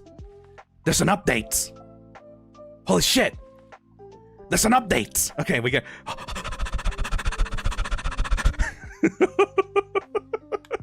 Oh my god. Oh my god. I feel like I'm going insane. Why did your sister agree with him? What the fuck? Alright. Quick recap on my first post. Spent several years working as a stripper, at the end of which I was able to buy my own flat. I've been with my boyfriend for about 18 months. Okay, that's another red flag, by the way. And I'm currently around 3 months pregnant. With the news of the baby incoming, my boyfriend said he wanted me to sell my place so we could use the money to get a new place together. What an insecure man baby. Before we read the update, holy fucking shit, what an insecure fucking man. Like, you know, she didn't even use that place for stripping purposes. Like, like, she got that flat after she retired from stripping because she used the money from stripping to be able to buy the flat. Like, the boyfriend is acting like that place is cursed. Like, she's acting like she stripped in the place. Like, that is so stupid. Holy shit. Hey, Jumbas. Thank you for the $5. I clicked the stream without knowing what to expect, and the first thing I heard was, when I was a stripper. God, I love this channel. Thank you. He's insecure. He wants full control. He baby-trapped her. Dude, first of all, 18-month boyfriend, by the way. Like, they fucked, like, almost, like, they raw fucked, like, after the anniversary. Like, a little bit after the anniversary. Like, they had a whole year of being partners, and then they raw fucked. First of all, that's already, like, not even 2 years. Like, exactly beware, Dakota, not even 2 years. That's, like, the start of a relationship, first of all. Second of all, what do you mean that you want to get a new place together? Do you know how fucking expensive a 3-bedroom flat is today? Like, this story happened like 5 years ago, but still, like, 5 years ago, it was still difficult. Like, that was 2020. That was during the pandemic! Holy shit! Money does not come easy, and you want to play around with money to be able to get a place just because you're icked out that that was the place that your significant other got with quote-unquote stripper money. Fuck off. Just fuck right off. What the fuck? You fucking high. And also quote-unquote our place. Like, most of the money is already gonna be from the flat money, from selling that home. So, like, it's not even actually like you're trying to contribute, you just want to feel like you contributed to it, you fucking selfish piece of shit. Ugh. Anyway, now for the updates, because a lot of people asked for one. First of all, I dumped him. Woo! Fuck yeah! Alright, good. Good? You dumped him. Yes. Good. Good decision. He initially said that he doesn't want to be a parent if we're not a couple. Fuck off. But earlier, this week, he told me he wants majority custody, so not only does he not have to pay child support, but if he gets a majority, then and I end up paying him. He actually said that was his reasoning. Not because you care about the child? You want majority custody so you can get money? Not because of the child? Oh my god! Oh my god! He also runs his own startup. Ugh. He runs his own startup and admitted that the startup is basically done for. Oh. And he was hoping that when I sold my place, I could also put a cash injection into his own business with the money.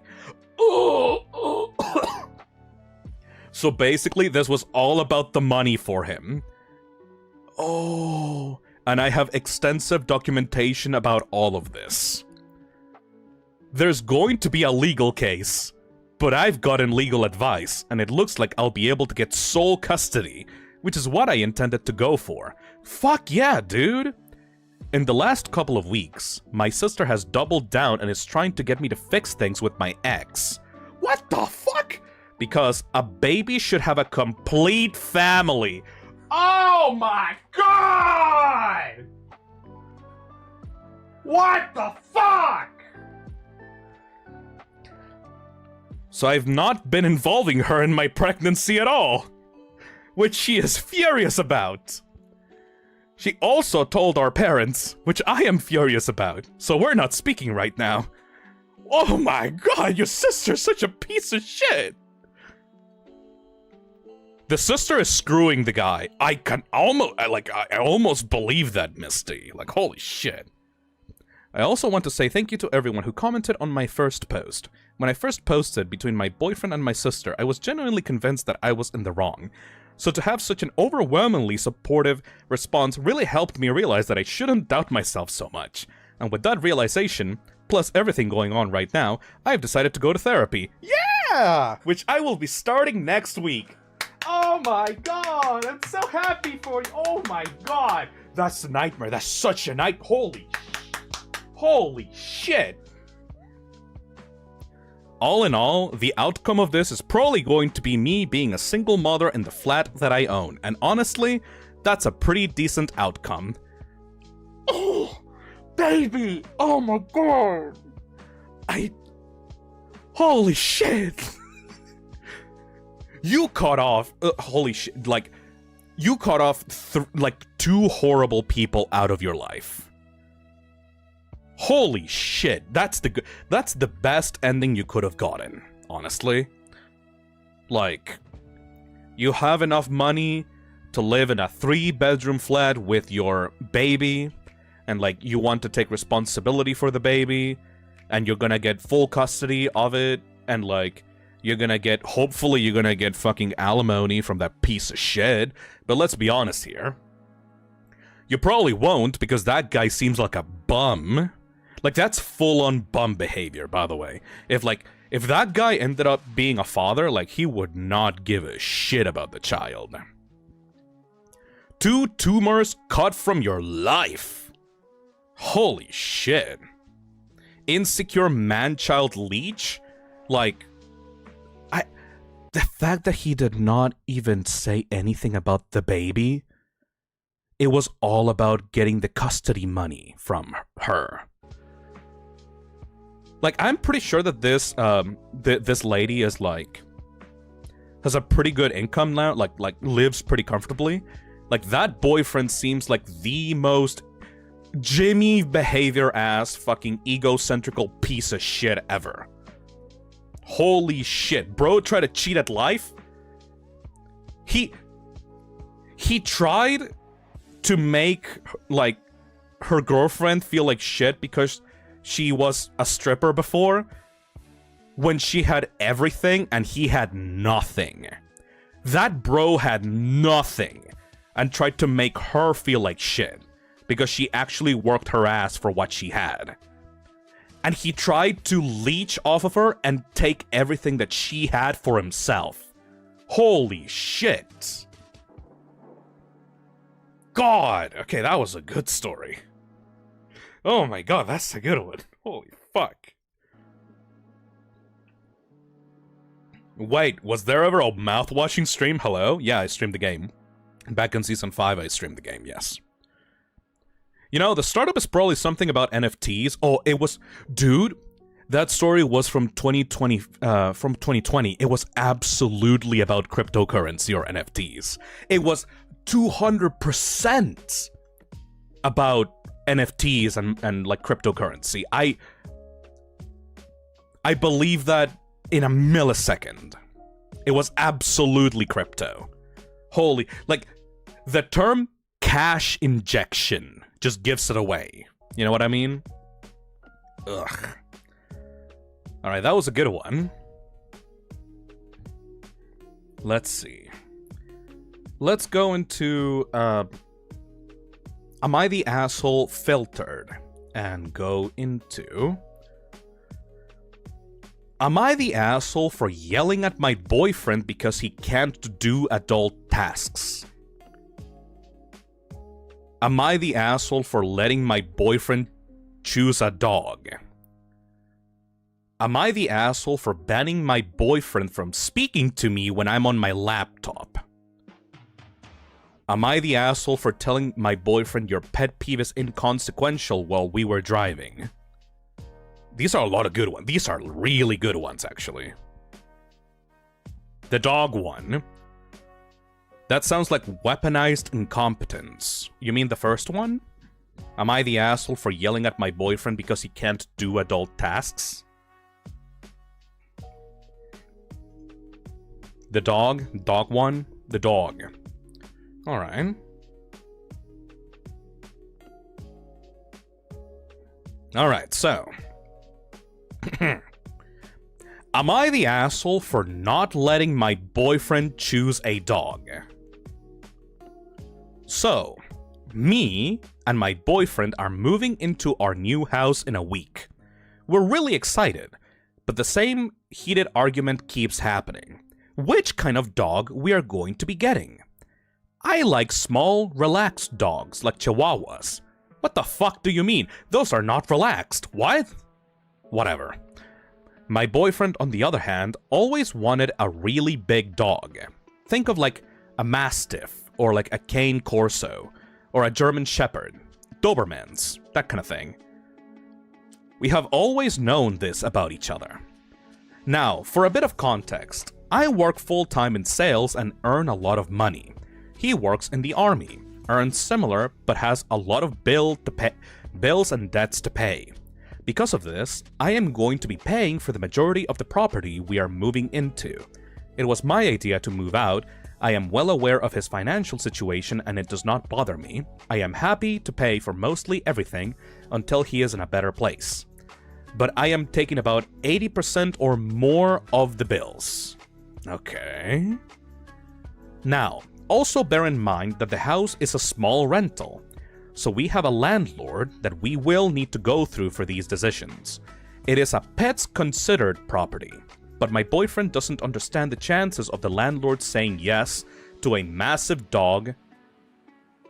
Those chances are very slim.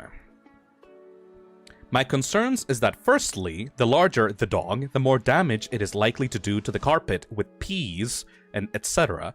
before it is trained. Also, there's no dog flap, so someone will always have to regularly, at home, let it out, and I do not like big dogs that shed a lot either. Like huskies, they're great, but it's my first house and I would like to keep it relatively clean and free from hair. Okay. My biggest concern is that since my boyfriend is in the army, he has to go away a lot, ranging from 1 to 6 months at a time. When he goes away, any pet that we have is going to be solely in my care. This is going to limit my freedom massively. Like I said, I work full-time, and if he goes away for 6 months, I am going to have to structure my whole life around the dog with little to no help from anyone else. I will have to rush straight back home from work to let it out, take it out on a long walk after work every day, limit where it can go, where I can go. I'm also not a very strong person. I struggle to control a smaller mixed breed that my mom has on walks, so I'm worried about not being able to control a big one. Okay, that seems understandable. My boyfriend gets very angry when I say all of this to him, and it turns into a big argument. He argues that the dog will be properly trained by the time that he needs to go away, that he is allowed to get whatever dog he wants, and that I am awful by trying to stop him from doing that. I am happy to compromise and get a medium-small dog, but he is not happy about this and tells me that I've always known that he wanted a big dog, and it's unfair that I'm changing my mind now. You're sounding like his mother, dude. Like, you're sounding like a mom right now, not like a partner. I don't know what to do. Am I being unfair? I'm trying to be logical about the situation, and I think it's unfair on me because my needs need to be taken into account, as I am going to be looking after it for months when he is away. I mean,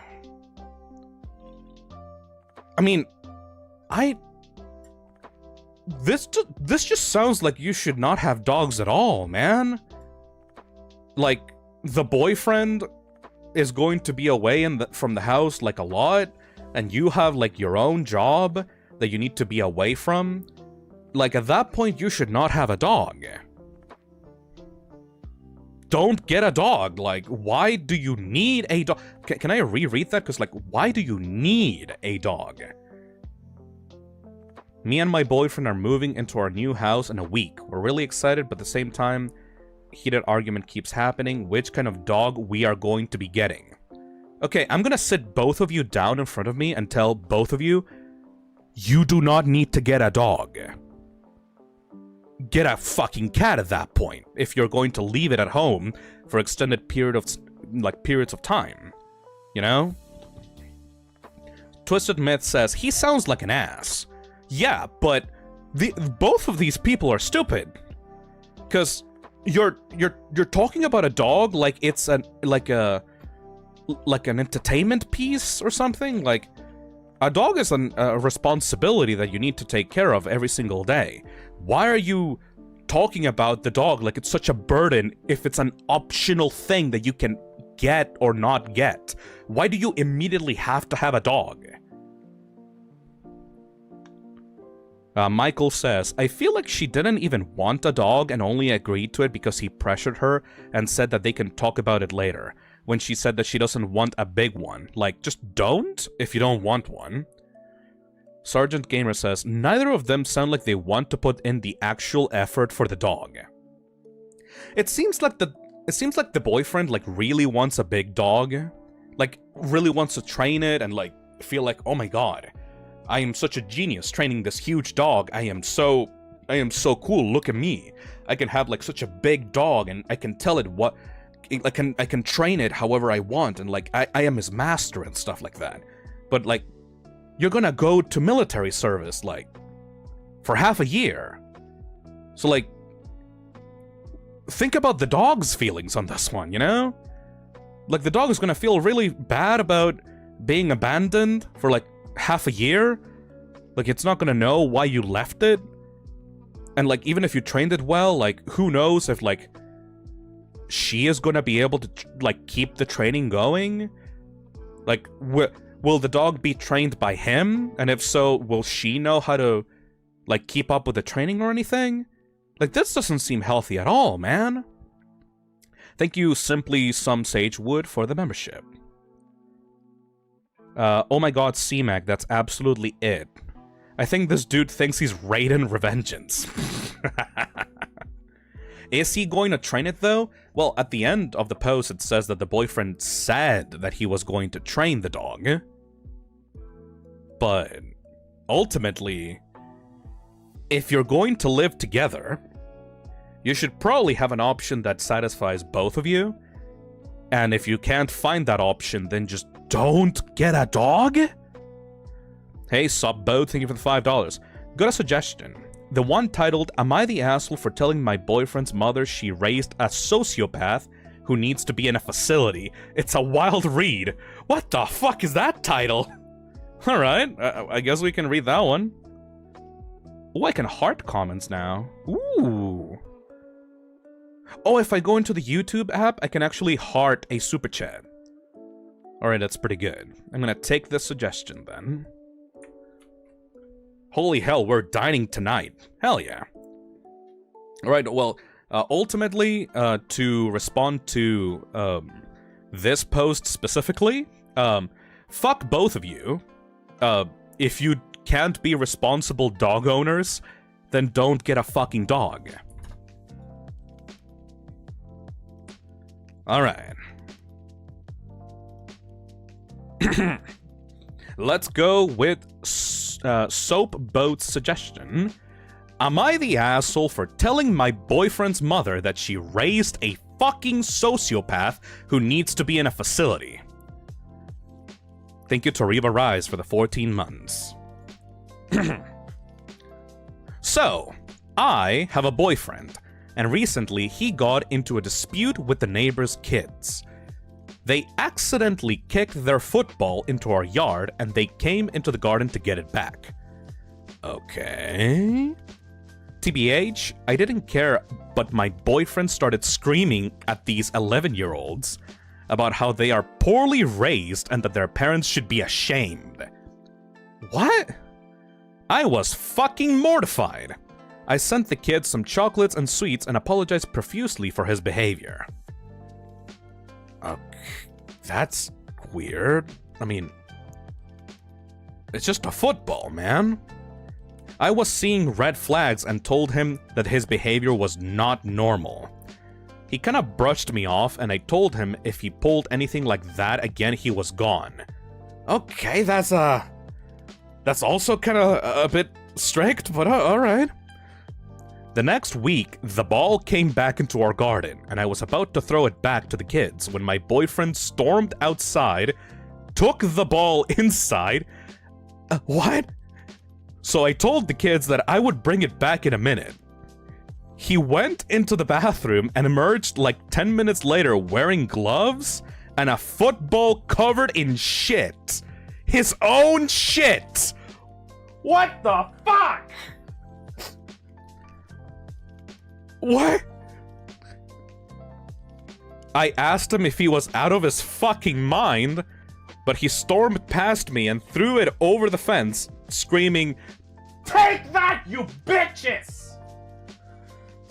I screamed, and I screamed at him about he was a fucking douche, and I wanted him out of my house, and that he is a disgusting fucking monster, and that they were just kids. I screamed, and eventually he left. What? I deleted all his games off of his PS4.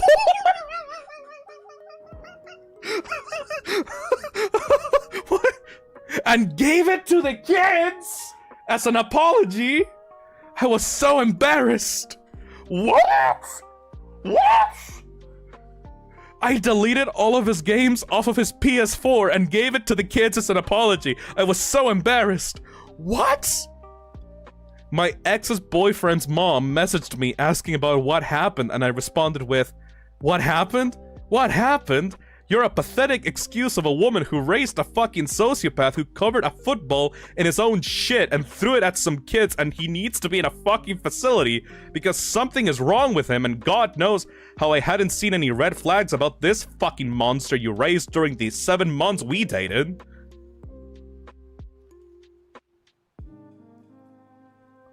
I know I'm in the right for what I did to my boyfriend, but am I in the wrong for snapping at the mother for something she had no direct involvement with? What the fuck is wrong with both of you? What? Fake as fuck. This sounds fake as fuck. This sounds fake as fuck. I'm sorry? I'm sorry? I call this fake as fuck because, like... Okay, number one question. Were you both born in Florida? Do you know what lead poisoning is? Excuse me. It does sound fake, but holy shit, if it's real, that's a wild ride. Because, like, I gotta be honest, the boyfriend is, like, insane for doing that to, like, 11-year-olds. But also... she's also crazy? I mean, you should not... Wait. The neighbor's kids, are you living in his yard? Or, like, are you living in your own yard? Either way, you can't just take someone's PS4 and give it to the neighbor's kids. He's gonna want to get it back at some point, and that's gonna turn out it's gonna turn out into a fucking slasher movie at that point. They both sound insane. You know what? You know what? At a first glance, the boyfriend sounds fucking insane. But honestly, she matches his freak. Like, for real, though. She absolutely matches his freak, though. Because, like, taking someone's PS4 and just gifting it to the neighbors is also fucking wild. And just, like, blowing up that to, like, a poor woman on the phone is, like, also insane. Phil, you need to up your hating on kids game. This guy's your competition. Oh my god. Yeah, no, like, there's not much to talk about in this scenario, because, like, number one, this probably sounds fake as fuck. And second of all, if it's not fake as fuck, these are both horrible people. So, like, no wonder you got together with him. Holy shit, lady.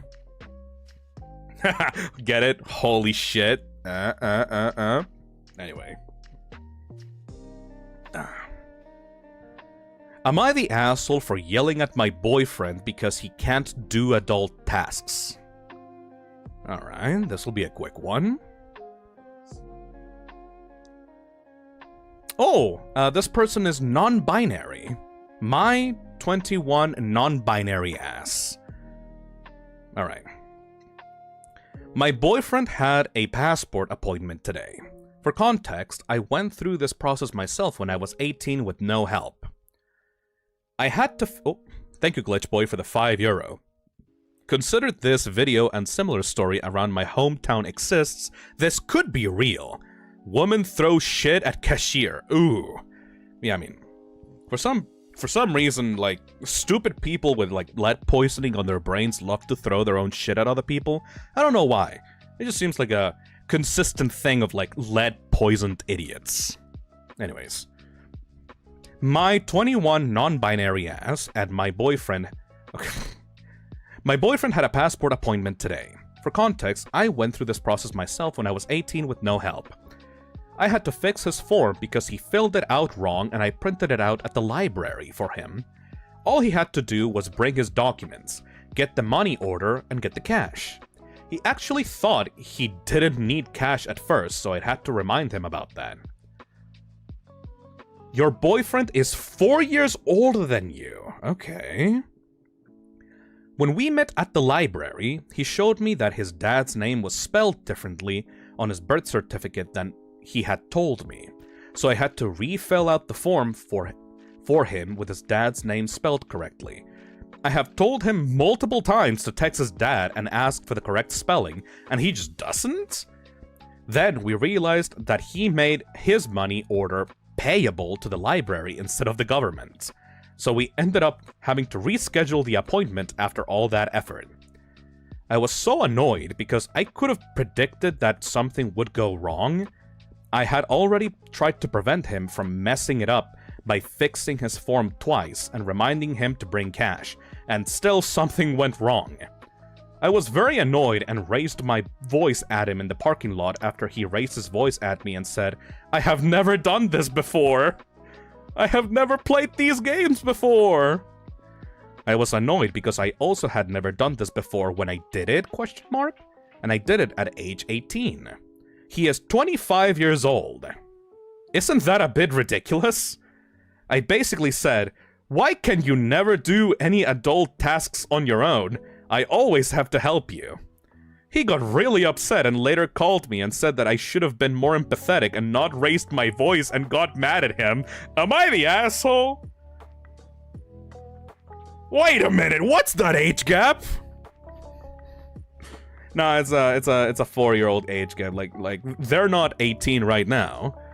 It's 21 and 25. Anyway, doesn't really matter. I mean, that seems like a reasonable thing to ask your partner, hey, maybe don't yell at me. Like, not the asshole, run they. I mean, we don't really have enough context to determine this.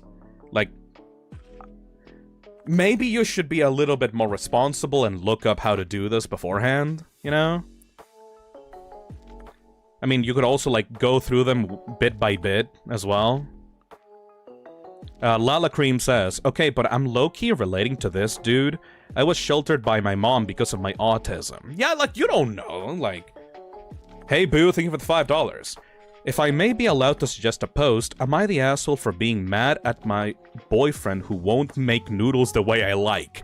I heard it on a podcast and I think it'll be funny. Alright, I'll do that. Thank you. I don't know, there's not enough information to, like, determine the relationship between these two. Because on one hand, yeah, it is kind of ridiculous that you can't do that, especially at age 25. But, you know, you don't know the whole background of this dude based on a single interaction. Can he cook for himself? Can he drive? Can he pay his own bills? Like, he can do... Maybe he can do a lot of adult stuff, and maybe this is one of the things that he is, like, anxious about. Maybe he has an anxiety disorder, you know? Beware Dakota Flare says, I feel like the boyfriend might have a mental disability, possibly. Okay, that's a bit too much. That's a bit too much. That's too much. Like, I'm just saying, maybe the boyfriend has an anxiety disorder and doesn't know how to do these things because he was never taught by his parents. And that's completely alright. As long as, you know, we go through it in, like, an ordered format and, like, try to, step by step, make sure that everything goes through before we go to the place. You threw the ball too far, let's not assume. Yeah, exactly. Mr. Shu says, I understand the frustration on their part, but I also understand their partner being hurt by it. It seems that they're genuinely trying and just fucking up. I don't really feel like anyone is bad here. Yeah. See, okay, you know what it would be like? I would be less empathetic to the dude if he was like, you know, if he was like, oh, it's not my fault. Like, you should have done it better for me, you know? Like, like, I feel like he's just trying to genuinely get some sympathy and say, I've never done this before, like, I'm sorry. I genuinely understand the frustration from, like, the monarch here, but I think that maybe you should have prepared beforehand if, like, your boyfriend showed genuine stress and anxiety over this adult decision, I guess. It all depends on how they act with other things in their life. Like, you can't judge a person's ability just from a single situation like this, you know? Toriva says, I mean, I'm a 20-something guy and I struggle with document management and apply for things, so I cannot relate to him, but the yelling on both parts doesn't help anyone. Exactly. Skello says, yeah, no, honestly, I think I'm gonna side with the boyfriend a little bit here, simply because I understand where he's coming from. I can cook, wash clothes, clean, but the paperwork side of that would end me. Yeah, just because you could do it when you were 18, it doesn't mean that everyone can do it, you know? Maybe some things are harder to people than others, and that's completely okay. As a partner, you should be empathetic to that instead of getting super fucking frustrated and telling him to, like, you know, be better. Maybe you were like, you know, maybe you were like heated at the moment. Maybe you were like really frustrated that it went to shit. So yeah, you were probably the asshole in that situation, and you should just be empathetic and not raise your voice, you know? Hayden Sand says, I had to deal with insurance and medical bills for a month and a half. It was a nightmare. Everything is a first time for everyone at some point. Yeah, and just because someone else did it first try, it doesn't mean that you should feel bad or worthless just because you couldn't succeed the first time, you know? I feel like that's a bad mindset to have. Hey Concat, thank you for the membership. Toriva says, sometimes I forget how easy it is to hate on the other party because we don't hear their side. Yeah, see, that's why I like to play devil's advocate whenever I read these kinds of things. Because you're reading this from the perspective of the person that wrote the post. But maybe that person is being unreasonable and they're trying to hide their unreasonableness, you know?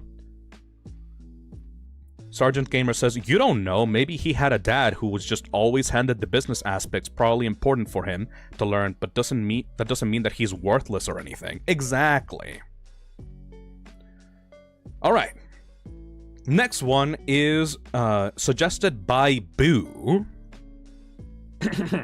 Ooh, this is from a deleted account. Okay, this might be spicy. Am I the asshole for being mad my boyfriend won't make my noodles the way that I like? Okay. Okay. This might be spicy. Okay, so this sounds dumb, but hear me out. I have always been a picky eater, especially when it comes to tomatoes. Ever since I was a kid, my dad would make my spaghetti different from the rest of the house. I like having an essence of the sauce flavor on the noodles. What the fuck? But not the overpowering flavor of having noodles bathe in sauce. So here's where it gets a bit odd. My dad would separate my spaghetti from the family's after putting the sauce on, and then would rinse the sauce off of the noodles with the sink and strainer. I love noodles like this, as it is a nice subtle tomato vibe given to the mild spaghetti. Huh. Okay.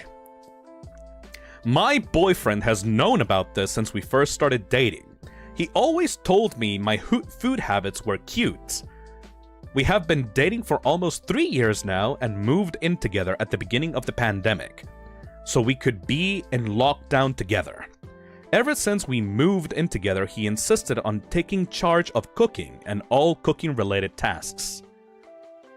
I mean, if you're gonna take responsibility for that, then alright, you should pay attention to people's tastes. Dishes, grocery, shopping, etc. And he assigned me the role of cleaning the bulk of the apartment. We split other tasks pretty much 50-50 too. This makes complete sense to me, okay.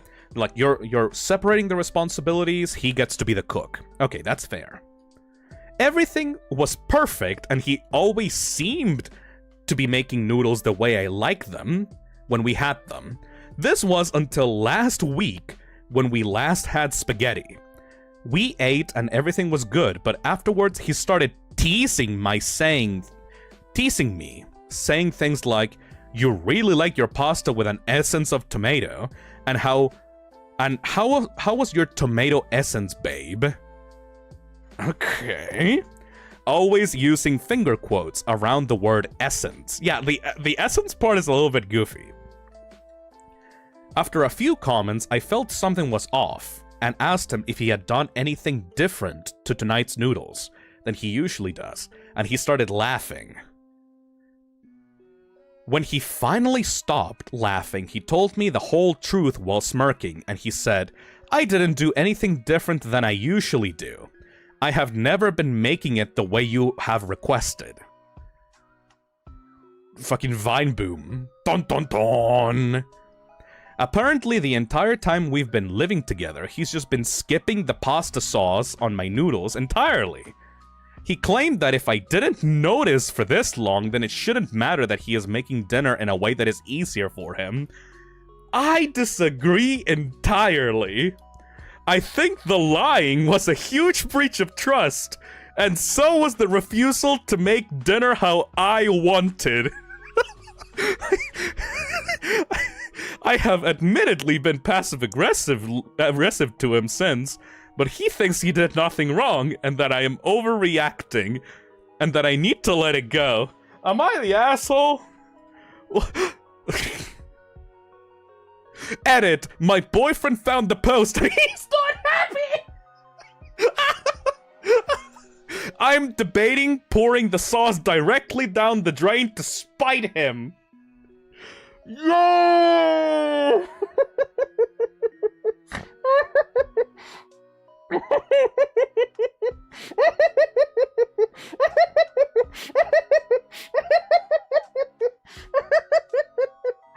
Oh no! Edit 2. So a lot has happened since this morning. Y'all may be happy to hear that we broke up!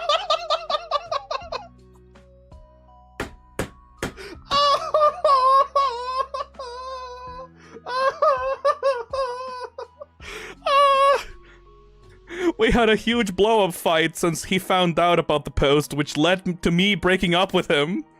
He did not like being called a predator. What?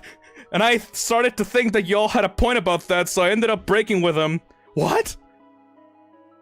Oh, because you're 20 and he was 26? Oh my god, I didn't even notice that!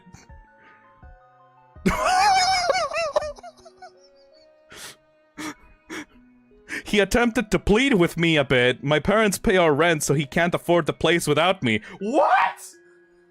But I wouldn't budge. Now, some things I found out in the argument. First, he is not a pharmacist like he always told me. He just works at CVS. Second, he has actually cheated on me multiple times with other girls that go to my college.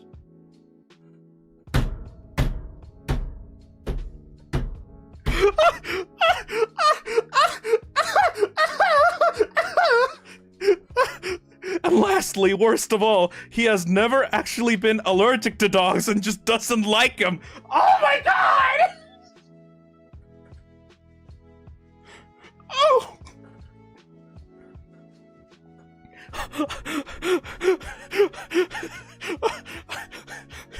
There's so many layers to this, oh my god.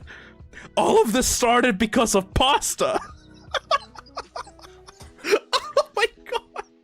Oh my god.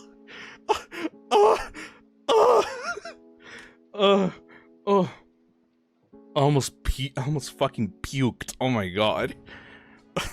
All for the sauce. Alright. I need to calm down. This is supposed to be chill reading. So what do you think? Okay, I need to dissect this bit by bit. Jumba says, I'm sorry, the worst of it was the dog part. Yeah, it was the dog part. Okay, so... Oh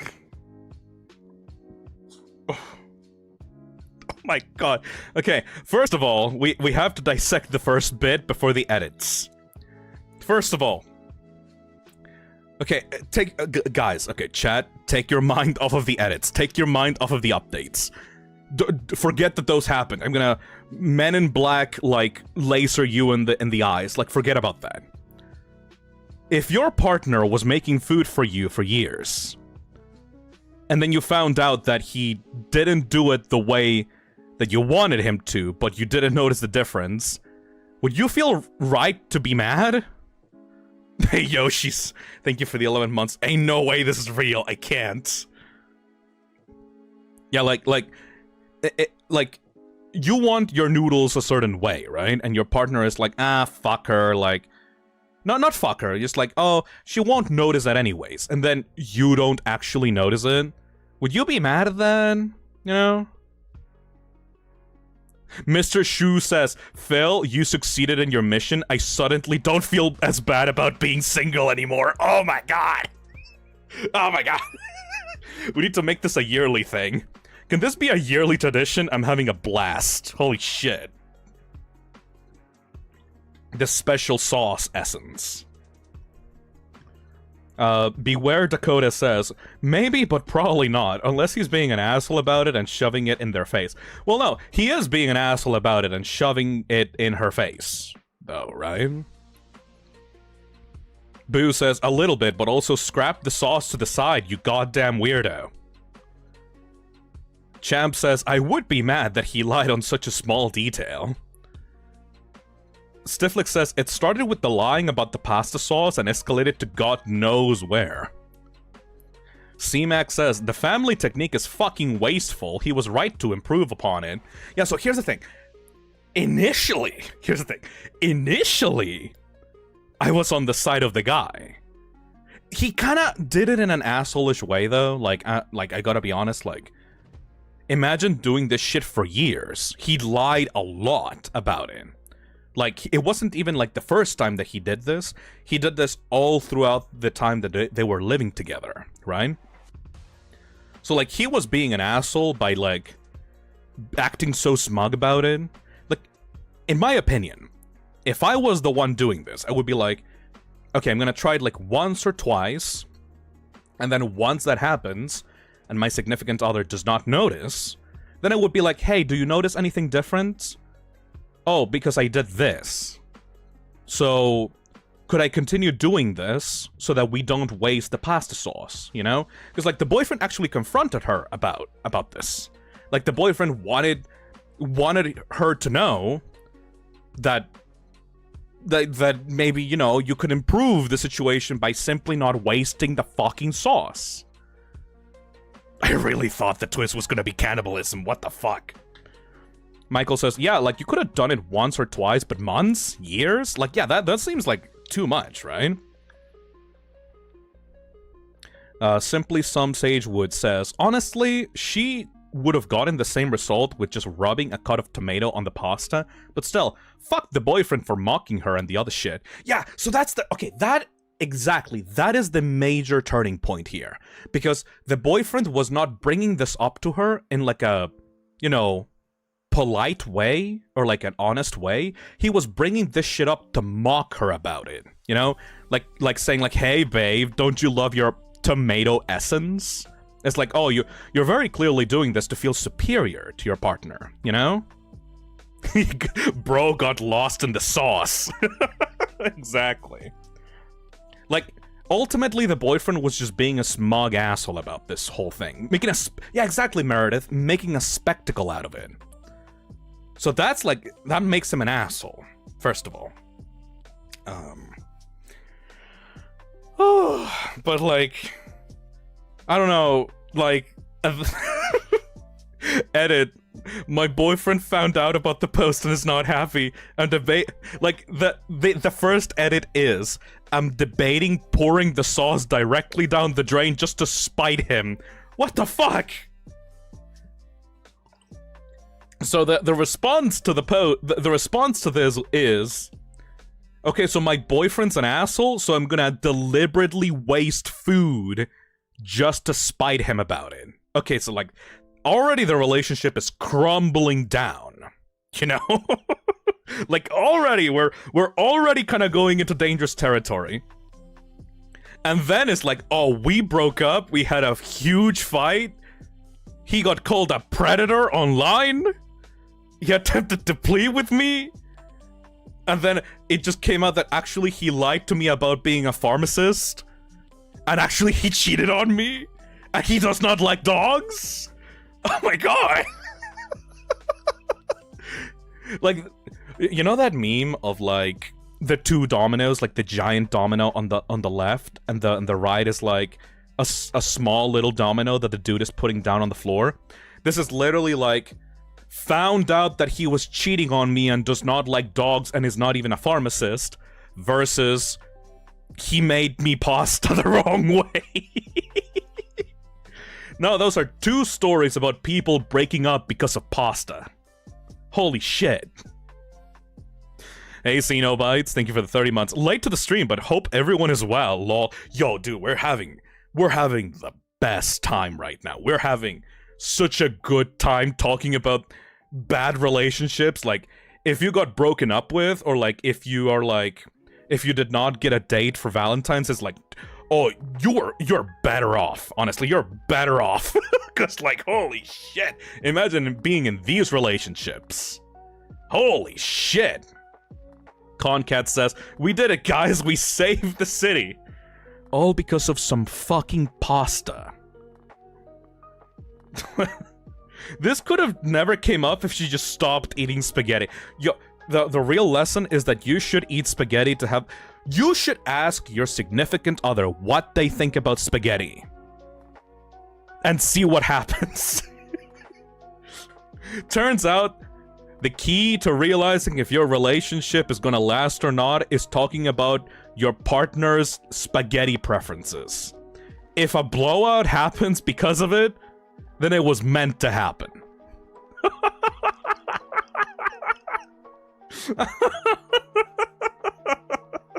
It was meant to happen. Hey, Clowny Pop, thank you for the membership. The pasta test for relationships.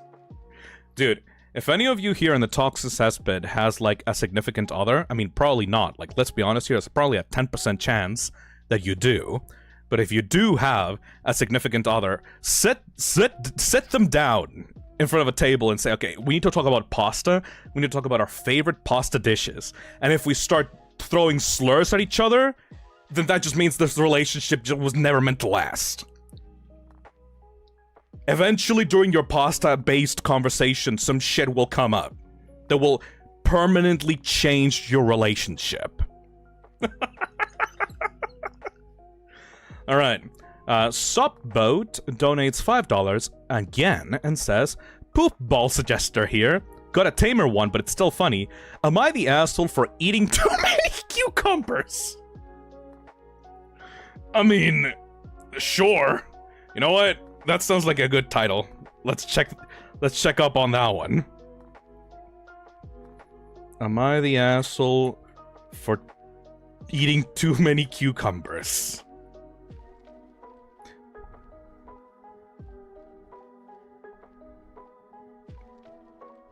Hold on a second, what is a cucumber? These are pickles! Did you guys know that pickles are actually just cut up cucumbers?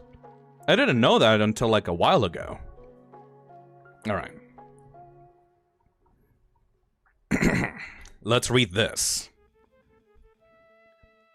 Am I the asshole for eating too many cucumbers? This is perhaps the most bizarre Am I the Asshole post that I have ever written, but I'm honestly so confused. Like, I feel like I can't possibly be the asshole, but then sometimes people are too blind to see their own flaws, so maybe I really am. For as long as I can remember, I've had this quirk. I guess you could call it that. I never snack on anything other than a cucumber. Not even pickles? I shouldn't say never, technically, since socially I'll get ice cream or a few chips at a party, but I'm not a picky eater, by any means. But my personal snack of choice has always been cucumbers. I eat pretty healthily anyway, so a lot of fruits and veggies are part of my diet. Since veggies are lower in calories, I have to eat a lot of them to eat enough. So I'll usually have some sliced cucumber in my purse. What the fuck? Fine, okay. I'll usually have some sliced cucumbers in my purse that I munch on throughout the day. And I'll always have a cucumber in my car.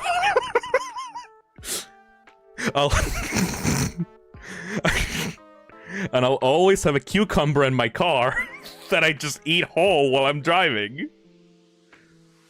I go through several cucumbers daily. Although it's not healthy, I've had days where I felt really depressed and overwhelmed, and I have binge-eaten nothing but cucumbers for days. I think I've eaten perhaps 35 on very extreme days. What? Thank you, Angry Destroyer, for the $2. Recently, this quirk has begun to drive my boyfriend of 6 months insane. His words, not mine. He says it's highly inappropriate to carry them everywhere with me. We spent last weekend at his parents' lake house, and I have provided my own cucumber to snack on. One night before bed, I was in my room, nomming on a cucumber like a savage when his mother walked in. Under normal circumstances, I never would eat around others. I would slice it up. She was so puzzled, but chuckled and said, "My, you do like cucumbers." My boyfriend later told me that I humiliated him with my childish and immature eating habits. What the fuck? What? I told him that his mom caught me in a low moment. He was being ridiculous, since he eats a bag of chips every day and I don't even bat an eye. He told me that chips were a normal snack, and whole cucumbers were deranged. Okay, this has to be fake. Yeah, this has to be fake. This has to be fucking fake. I refuse to believe this is not fucking fake. He told me I needed to stop eating cucumbers and that my behavior was becoming a deal breaker for him. I feel really bothered. I think cucumbers are like a weird hill to die on, and I don't want to lose my relationship. So am I the asshole? Girl! Break up with that bitch! If you gotta choose between the thing that brings you comfort and your 6-month-old boyfriend, then fuck him. Yeah, it's fake as fuck. Like, there's no fucking way. Like, this is such a strange bit. I mean, everybody has, like, strange habits, I guess. Like, I eat, like, raw pasta when I get stressed out sometimes. Like, I just have, like a bowl of, like, raw pasta and I just munch on it. Like, I don't have it in my fucking purse. But, like, if this is actually real and your boyfriend is, like, being humiliated that you are eating cucumbers all day, like, that's his schism. Like, he is being unreasonable here. Like, maybe if the boyfriend was the one that had the cucumber addiction and you exposed his addiction to someone else, that would be, like, humiliating. But it's your shit. Why would the boyfriend feel embarrassed about having a girl that loves cucumbers? If anything, you know, if you want to go for, like, the euphemism route, like, that would be something that you would have to be embarrassed by, not your boyfriend. That's kind of weird. I used to do that, eat the raw pasta. I eat raw spaghetti too sometimes. Yeah, it's like a weird thing, but, like, if your fucking significant other hates it to the point that he doesn't want you around, then fuck him, he has his own issues, you know? Think about it like this. Yeah, sure, you're the weird one for eating cucumber, but he has actual deep issues that he has to work out with a therapist. If that is actually such a big deal for him. You know what I mean? Like I'm the funny cucumber lady. You need to go to therapy. Alright. Edits. Oh, there's an edit. Everybody fucking calm down. There's an edit. Also, Dandy Rebel has been a member for 30 months and says, "Hey Phil, 30 months. I'm not feeling good today, so I'm gonna go back to sleep. Have a good stream." That's alright, Dandy. Hopefully you'll be able to put this on in the background and relax. This stream is kind of like made for people to relax and just put this shit on the background and just sleep or like kind of calm down or do work in the background. So hopefully if you decide to stay on, you can just like relax with the stream on. Alright? Okay. Relax while I'm laughing my shit off about stupid relationships. Anyways. Edit. I would just like to add that my boyfriend has never expressed any issue with my cucumber habits before now. The incident in question was because around 8 PM I was getting really hungry, and I don't know his family super well, so I didn't want to go rummaging asking for a snack, and I didn't want to bother them by asking for a cutting board or something to cut up my cucumber because of, well, mild social anxiety. So I shut myself in the guest room, and I figured I'd just snack on a cucumber really quickly. I don't usually go hide and eat cucumbers, but when his mom walked in looking for my boyfriend presumably, I was a little surprised, but seemed amused and not upset or anything. I honestly didn't think it'd turn into such a big deal for him. Yeah, no, the boyfriend is being really weird here, honestly. Like, he got his own shit going on, like, he probably is, like, one of those types, like, he really needs to impress the parents in the relationship. Like, he's like a daddy boy or like a mama's boy, and he's like, oh, my parents would feel so weirded out that I have a girlfriend that eats cucumbers. Like, I feel so embarrassed and humiliated. And it's like, dude, that's so weird to be fixated on, you know? Simply Some Sage Wood says, my significant other loves Reese's a lot and gets them whenever he can, and I bought him a pack of those 1-pound Reese cups, and I have a jar of them in my room, despite hating them, and my family knows that. Yeah, I mean, I find that cute, honestly. If you have a significant other that has, like, a really weird, like, snack schism or something, as long as it's not, like, directly affecting their health, it's not really a big of an issue. And it's kind of your problem if you find it, like, weird enough to, like, have a problem in your relationship. That's, like, weird, like, insecure behavior, bro. Anyway. Anybody else got some suggestions, or should I just, like, go down the list? Because, like, I have a list here.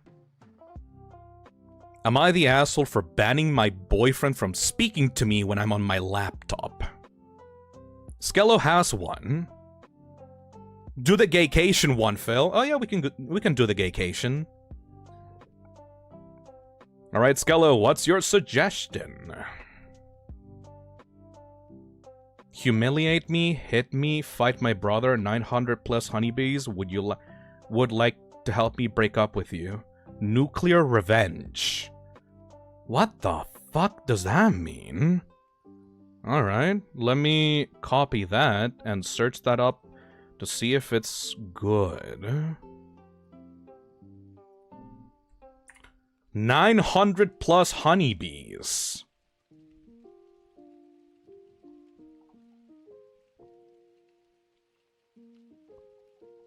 This is a long one. Is this a fake thing? Because I wanna hear real stories, TBH. Okay, you know what? I'm gonna go to a random spot in this story and just read that paragraph and decide if I want to read the whole thing.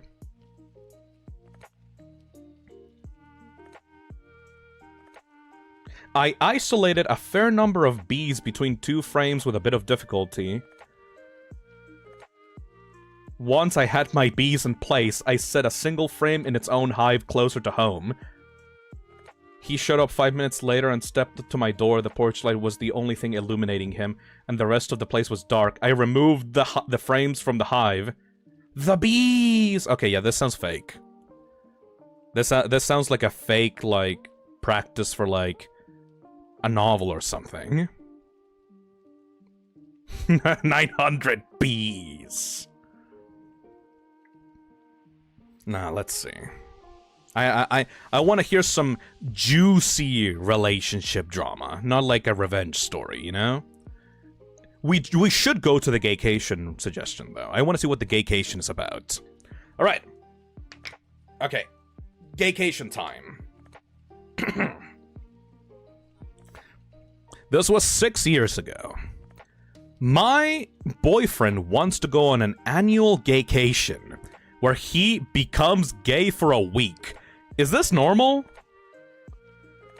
Me and my boyfriend have been dating for 1 year, but recently he suggested something that astonished and confused me. He wants to go on a 1-week gaycation with his best friend, best friend, later this year. And he wants to make that an annual thing. I had never heard of this, but he tells me it is when straight guys go on a trip and become gay for the duration of that trip. And are straight again when they come back.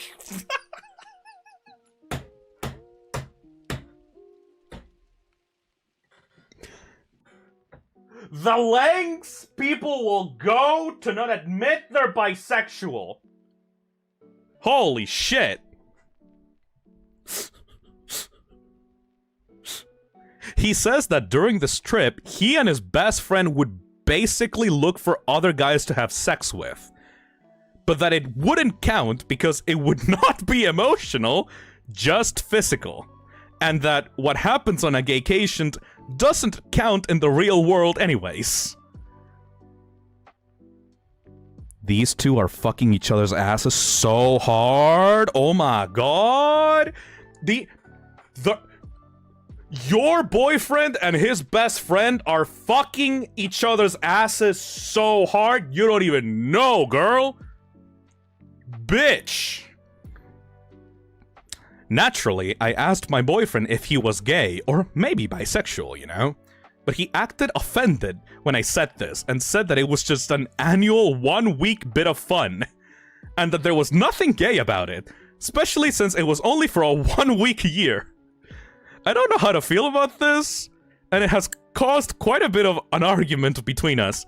He insists that it is normal, and a lot of straight guys do it. This is my first serious boyfriend, and aside from this one new issue, everything has been great. Is it normal for straight guys to pretend to be gay for a week, or am I overreacting? Should I try to make a compromise? I'm very confused by this. What the fuck?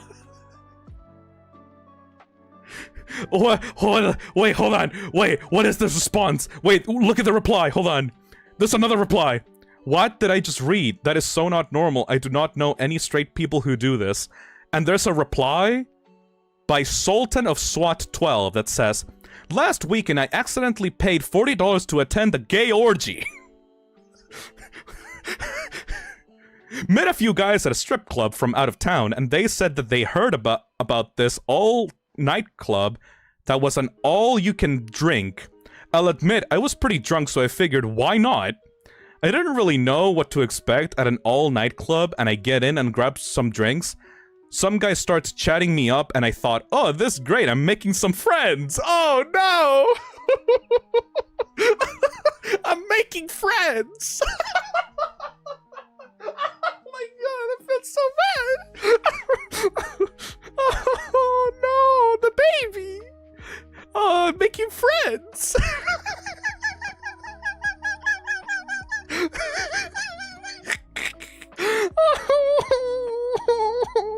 The poor baby! He asked me if I wanted to go to the VIP upstairs, and I said, absolutely! We get upstairs, and this is no exaggeration, I see at minimum 50 guys blowing each other and engaging in anal sex. Turns out, I am at a gay bathhouse that fronts as an EDM party. I stop in my tracks and immediately go back downstairs. I take a look at the dance floor, and it's just a bunch of shirtless men grinding on each other. What, like it's a plot twist now? Like, you just notice it? Like, you didn't notice before, like, there was a fucking gay perception field, like a fucking old, like, Bloodborne Yarnum, like, madness filter, and only until you got enough insight, like, you saw the gay men grinding on each other. Holy shit. There was some women there, but they were few and far between. Well, I then have to urinate, so I go to the restroom. Guess what is going on in there? Yep, more gay sex!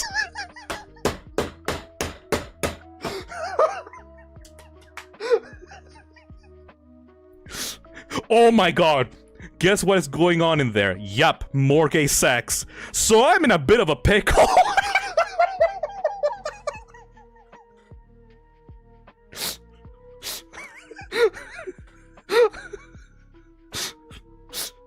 I'm in a bit of a pickle.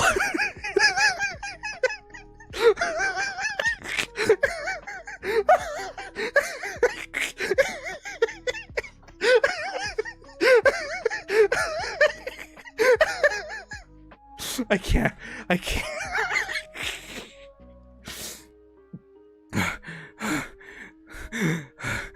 Guess what is going on in there? Yup, more gay sex. So I'm in a bit of a pickle.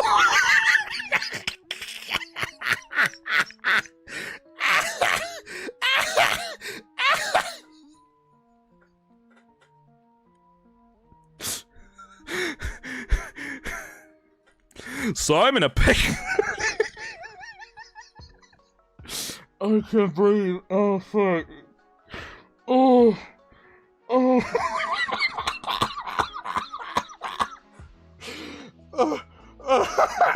Oh shucks, it's quite a predicament, innit?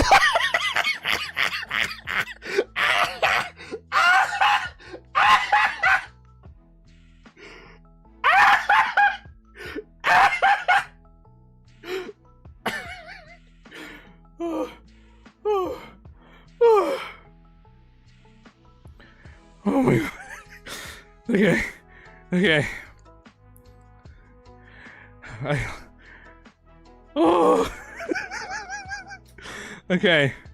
Okay, calm down. I'm gonna read back.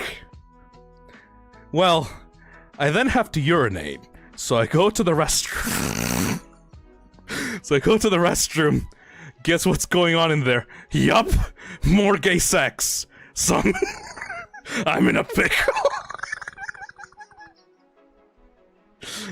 I'm in a pickle. I'm in a pickle. This like 4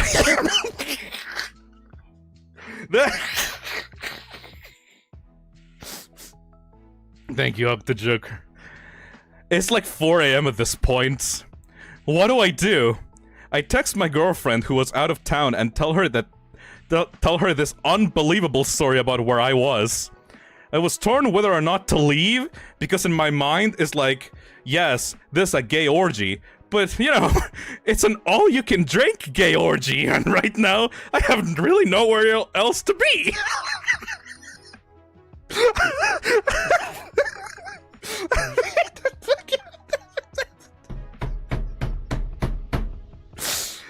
Oh, fair enough, really.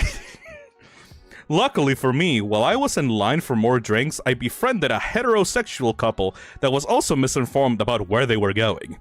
We buddied up and hung out for a few hours. I just kind of took in the absolute hilarity of what was going on around us.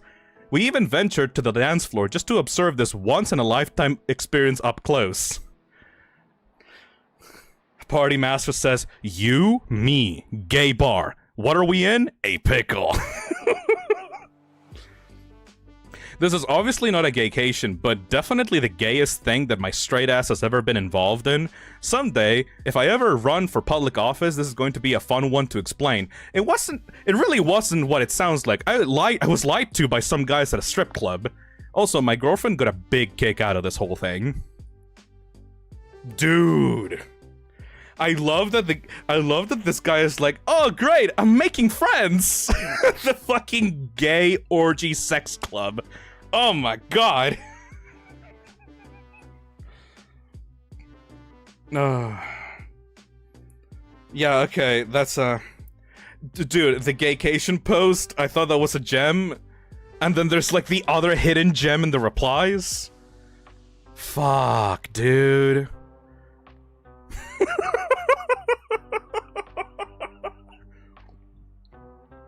Just read this post aloud and asked for my straight boyfriend's opinion, and he started laughing uncontrollably. Oh my fucking god. So like, for the first post, like, the boyfriend's like definitely bisexual, right? And like at the very least. Like at the very fucking least, this man is bisexual and just doesn't want to admit it, right? Second of all, if you're a straight guy and you're making friends at a gay orgy sex club, like, I'm sorry, man, like, they just wanted you for your hot body. Because, like,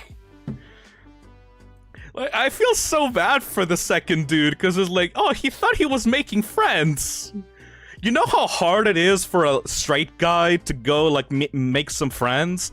Like, at least when you're bisexual, like, you can, like, relate to, like, some people about it. Like, you can, like, go, like, yeah, like, I love the boobie, but I also like the dicky dick, right? But, like, if you're just completely 100% straight, like, it's way harder.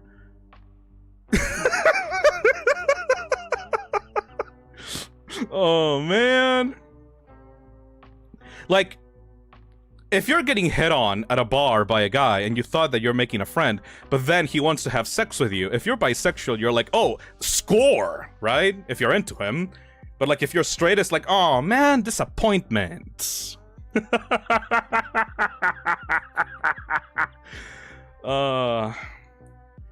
Being bisexual is easy, not gonna lie. Exactly, Destin, because it's like, you can go for wherever you want to go, right?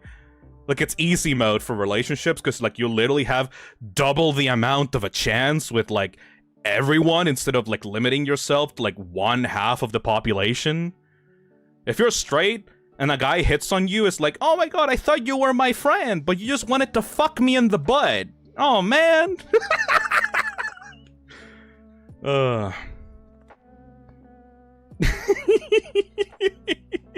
Double the bitches. Exactly, Destin.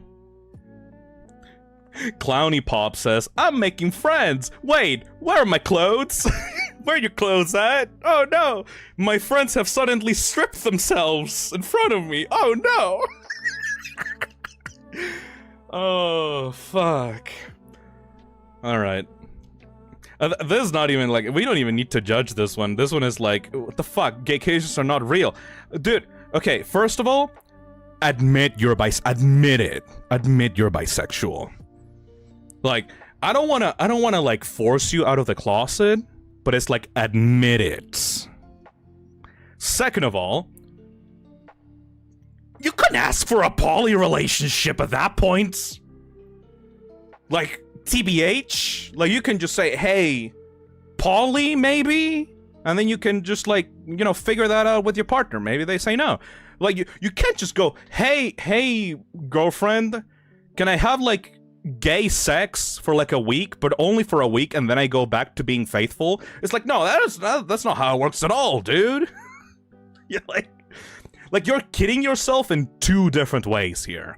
You're kidding yourself because you lie to yourself thinking that you're not bisexual at the very minimum, and second of all, you're trying to like cheat while still getting your partner's approval for cheating. You know, like that's fucked up. Also, this guy absolutely is fucking his best friend on the butt. Like, no question about it. Like, oh yeah, no, my best friend is going to help me get gay sex from other men. It's like, nah. I mean, maybe that's right. Maybe they're going to the gay orgy bar, but it's like, nah, they definitely got something going on. Like, come on, dude.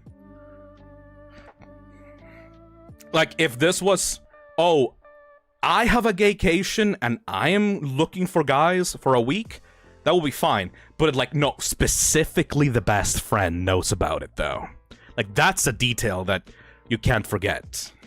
He's helping, quote unquote. Phil, apparently there's an update? What the fuck? Where's the update? Reddit gaycation updates. Ongoing?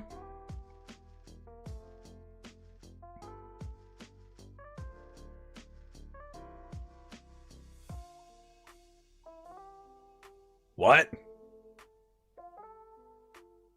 No, it's a different situation. It's an ongoing situation. Originally posted to r/relationship advice. There's a different gaycation. The original gaycation was 23 and 25. This is 42 and 42. There's a different gaycation. What the fuck? There's a different one? My husband has informed me that he intends to go on a gaycation with his best brother-in-law in Ibiza. How do I handle this? This is where the gaycation truly begins. What the fuck? Okay. Hold on a second. Baxter Black has been a member for 3 months and says, hey Phil, I got the merch, I love the little guy and the sweater. Thank you. I mean, it's a hoodie, but thank you. Alright, Gaycation Part 2. Oh boy, this is gonna be an interesting one. Hi there. I really wish I didn't have to make this post, but here it goes. So, me and my husband have been happily married for about 16 years, give or take. We both have stable careers, good family life, and are fairly fortunate despite the cost of living racking the UK right now. We have 2 boys, 15 and 10, and up till this Sunday, thought we had it pretty good. We argue sometimes, of course, but never got in too bad, and we have a pretty decent sex life, with some exploration, but I won't get into that. Alright. Long and short of it is, on Sunday, just after I dropped our boys off at their friends, my husband asked me if we had the house alone, and more importantly, that if I have a minute. I said yes, and he sat me down and then got out this printed poster for some sort of orgy, and started explaining to me the concept of a gaycation. Wait, that's a completely different story! Okay, wait! So there's more precedent to the gaycation. More than one guy is talking about gaycations. Oh my god! This is where straight men go to somewhere with the sun and sand and booze and become gay. What? This is the same explanation as the other guy. Wait, this is a real thing? They become gay for the duration of the trip, but that's fine because it doesn't actually count. Because what happens on their gaycation stays on their gaycation! Oh my god, it's the same thing! Wait, there's a connection here. It's real! It's actually real! Oh my god! It's actually... The gaycation is real! James the Diamond Sword says, what have we stumbled into? What is this rabbit hole? It's a real thing! I was just completely silent and mortified. Even more so when he said he was looking into booking a trip to Ibiza next year with his brother-in-law, his sister's husband, to experience it for himself. Oh.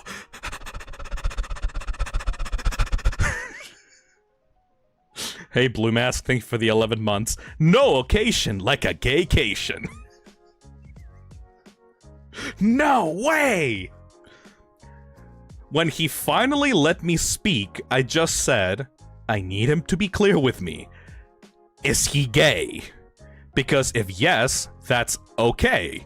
But we need to figure out what happens going forward. I didn't let myself get angry or upset. I was just stunned. He swore up and down that he's not gay and that he's 100% attracted to women, and of course still loves me and our boys. I mean, yeah, sure, but you also got some other shit going on, don't you, boy? Hey, Baxter Black, thank you for the $2. I got to watch this from the beginning. What the fuck?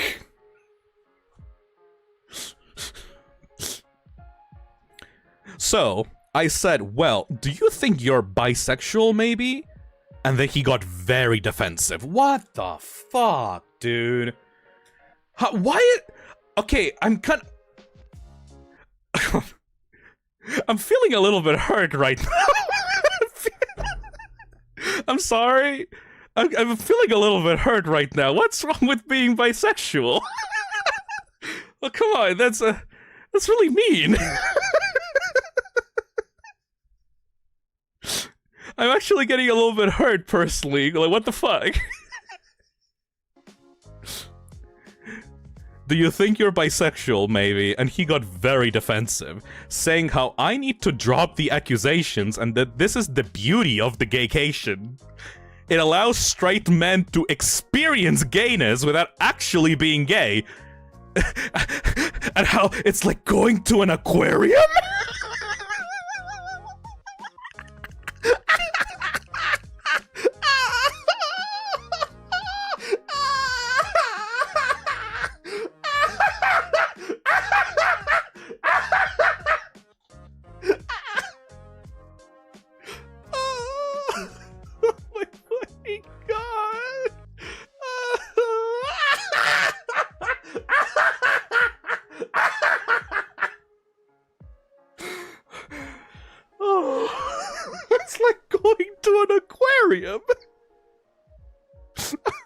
It's like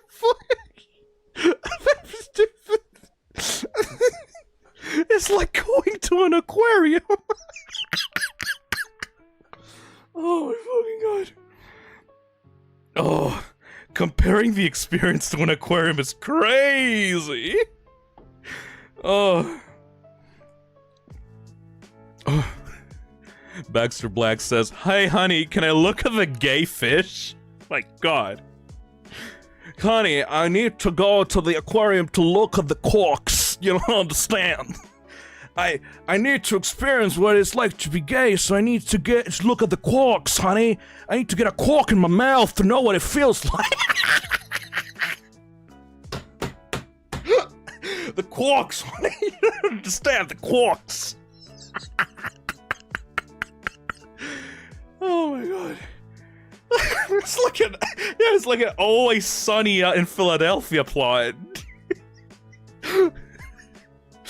Lucas Sanguinetti says, "I can't. I'm moving houses. I'm putting the TV on the wall. I'm gonna die if I keep listening. Help." James the Diamond Sword says, "He has a severe misunderstanding of all being straight is." Hayden San says, dude is even more denial than I am. Oh, I remember that. Honey, you have to understand. It comes a time in a man's life where they have to take a quark for the team, if you know what I mean. You need to understand, to be a real man, you need to take a quark to the mouth.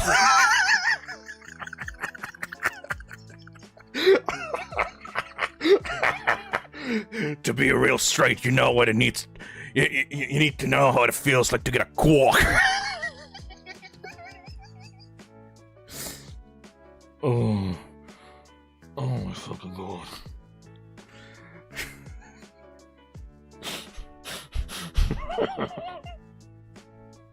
It's about the quarks, honey. I gotta experience the quarks as a straight man. You know what it feels like to be a real man. You never know what it is to be a real man until a real man's inside of you, honey.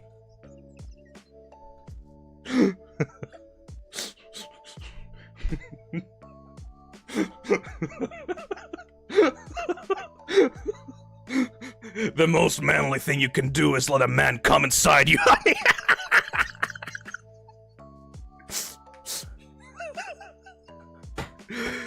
Okay. Whew. Hey there, Alex. I'm Ace. I don't celebrate Valentine. I'm lucky, I guess. Fuck. Okay, let's continue. Holy shit, we're not even halfway through. And again, he was adamant that he doesn't find men's bodies or genitalia exciting at all. But he needs to experience this!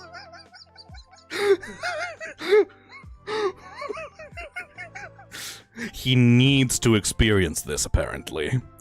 I said, well, I'm not really comfortable because even if he was bi, this would be explicitly cheating on me. And he got angry and reiterated that he's not, because that's the beauty of the GAYCATION! That's the beauty of the GAYCATION. I just had enough and just left the room. Hey, Princess Peachy, y'all got a quark twa and spit on that twang. Toriva, right? Yeah, Toriva, that's the exact, like, mentality that, like, I'm thinking about the guy. Like, he's like, come on, baby, I need it!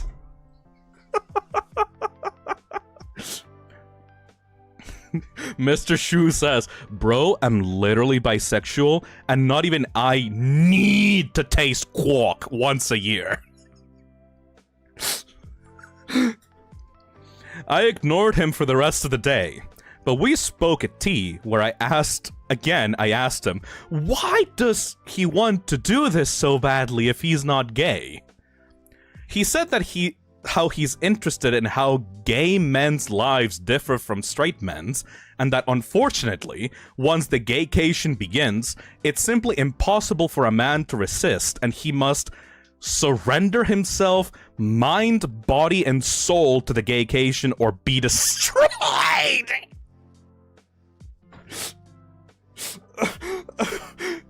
Or be destroyed?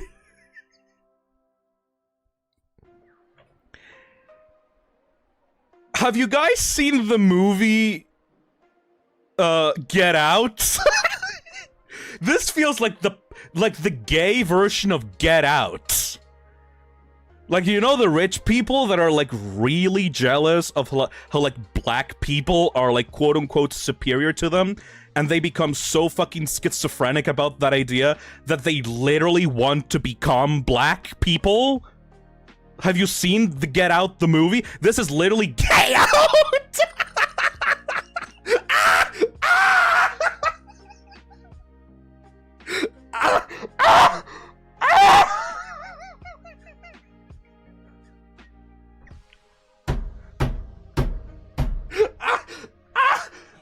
Get Out!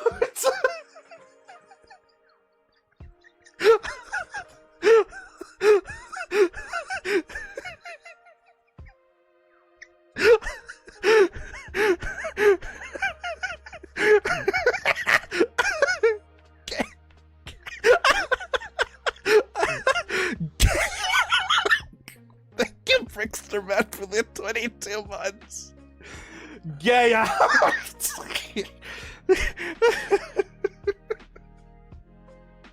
I'm gonna fucking die. I'm fucking dying over here. I'm fucking dying. Oh, honey, I need to know what it feels like. They look like they're having so much fun, honey. I need to know how it feels like to be gay. I need to get a gay out. Okay. Okay. Okay. We need to finish this. You and I, we need to finish this shit. Paradox Pilot says, this is such a chill reading stream. I'm sorry. I'm sorry. I have failed you. Only 3 episodes into chill reading, I have failed you. I just can't with this shit. You're supposed to sleep to this stream, by the way. I'm sorry. I'm genuinely sorry. I need to compose myself. Okay, from now on, all chill vibes, all chill vibes. No laughing. We need to take this chill and relaxed. No judgment, no judgment. Oh, thank you, Octojoker. He said how he's interested in how gay men's lives differ from straight men, and that unfortunately, once the gaycation begins, it's simply impossible for a man to resist, and he must surrender himself, mind, body, and soul to the gaycation or be destroyed. I really can't put it into words how surreal it was, because he was speaking so matter-of-factly, and he again insists that this is a thing that straight men do all the time, and how he's actually doing it a bit late. I just said to him that if he has any love for me, then he can't go ahead with this, and if he does, the marriage will be dead. We didn't speak anymore after that.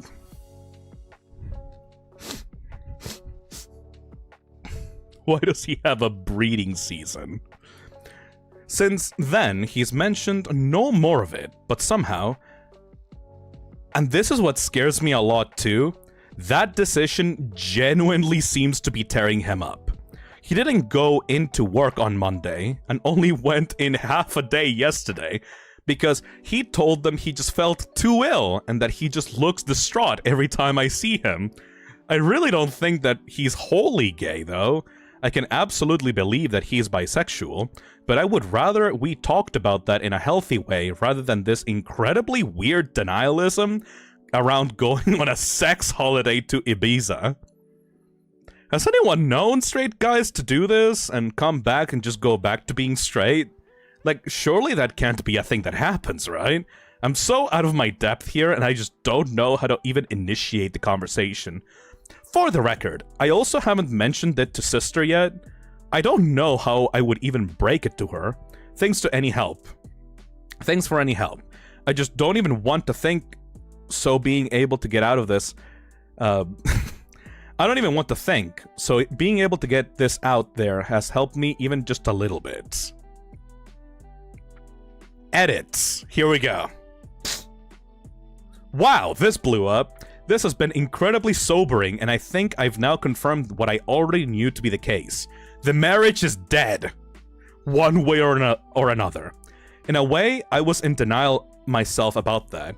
I have contacted my sister-in-law, and she initially screamed at me, calling me a liar and even insinuated that I was trying to steal her husband. She rang me back shortly after, apologized, and admitted that she was in deep, deep shock. What the fuck? I have asked my parents to look after the boys, and we are going to meet tomorrow to discuss this deeper. I have also texted my husband and told him that he will need to make alternative accommodation arrangements, but he will not be sleeping here tonight and a bag will be waiting for him. Not sure if the mods want to lock the post or not, but I think I've got my answers. Thank you for all the kind words, especially Champion Flight, who really gave me the good dose of reality I needed.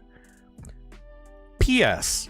I see a lot of people asking about the aquarium, and at risk of doxing myself, there is a pretty famous aquarium in the UK called The Deep. At the very end, you walk through a tunnel that goes underneath the main fish tank, so it's quite immersive, I suppose. My husband explained the aquarium thing in that it's a bit like that. You go there and you observe the fishes. You even get quite a bit up close, but you never actually enter the water. Get emotionally invested! In quotes! Or become a fish, which is a metaphor for being gay. So I don't think it really counts. It was a very bizarre analogy, and I pointed out how it still makes no sense, and he just got more in a huff about how I just don't get it, and frankly, I still don't. My god. Thank you, Vort Amort, for the membership. Thank you, Adi Shine, for the super chat. The Gaycation is a reality show, by the way. I fucking wish. I want to watch that shit now. Hey, Kathy, thank you for the membership. Hey, beware Dakota Flare for the $5. Fun fact, male lions supposedly have intercourse with each other to show dominance. Supposedly. Woof. Hey, Baxter Black, thank you for the $2. Yes, it's called prison. They're making the fish gay. Relevant comments. Commenter 1 says, your husband isn't proposing a gaycation. He's proposing cheating on you with men while using magical thinking to pretend it doesn't count. The fact that he's planning this with his sister's husband makes it even more disturbing. His bizarre explanation about surrendering mind, body, and soul isn't straight man curiosity. It's someone desperately trying to justify exploring his sexuality while keeping his heterosexual marriage.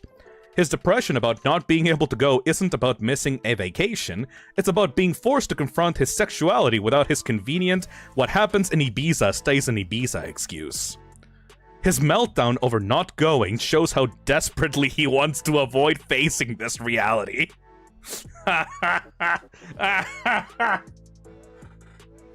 Okay. I wanted to avoid the divorce option, but I guess it's the only option, isn't it? What the fuck? Hey, Jack the Slayer, welcome to the membership. Welcome to...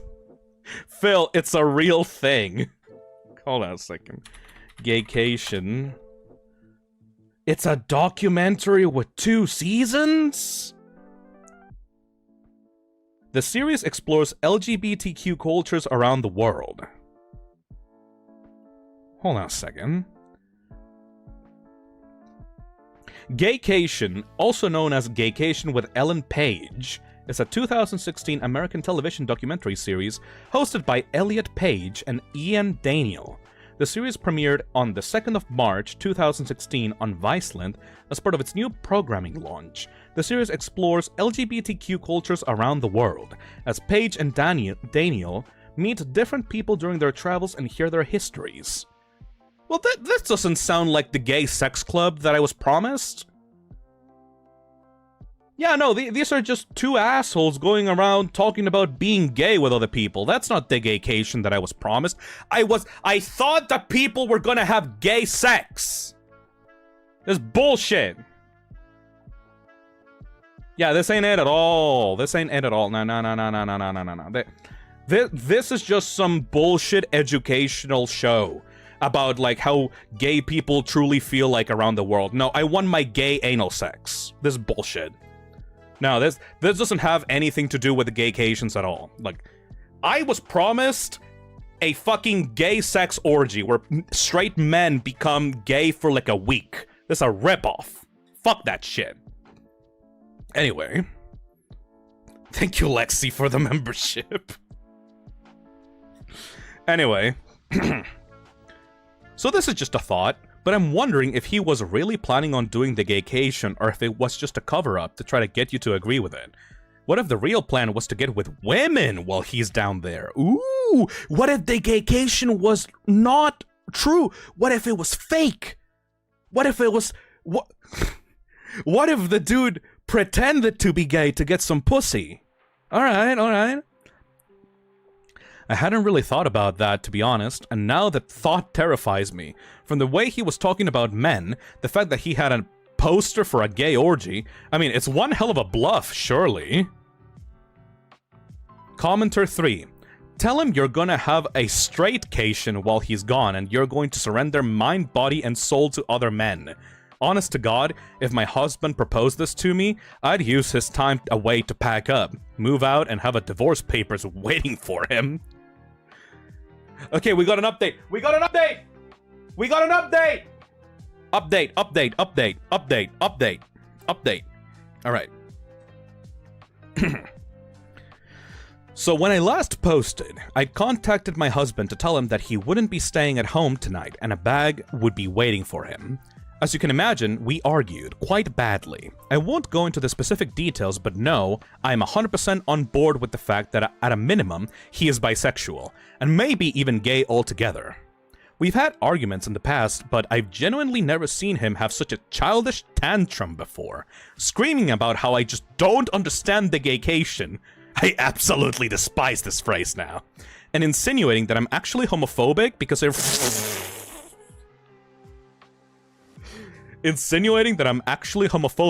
refuse to allow him to participate in this cultural exchange with the gay community. What? Honey, you're being homophobic, not because I'm gay, but because you're just being homophobic towards the vague cultural experience of the gays. Why are you treating gay people like it's like their own race? What the fuck? This just sounds racist, honestly.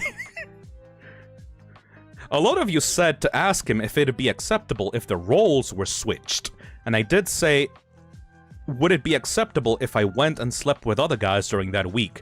Like fucking clockwork, he was very angry and offended, saying that it's a completely different thing because a gaycation means nothing, and what happens on the gaycation is... What happens on the gaycation stays on the What happens on the gaycation stays on the gaycation, etc. So that doesn't actually count. Whereas I would just be straight up cheating.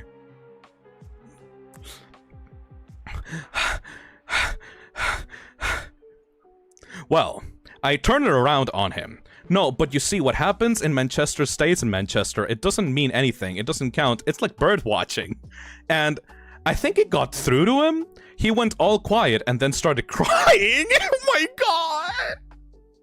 He started crying. Admitting the thought of me sleeping with another man is destroying his heart, but relationships need sacrifices. So he agreed! While in tears!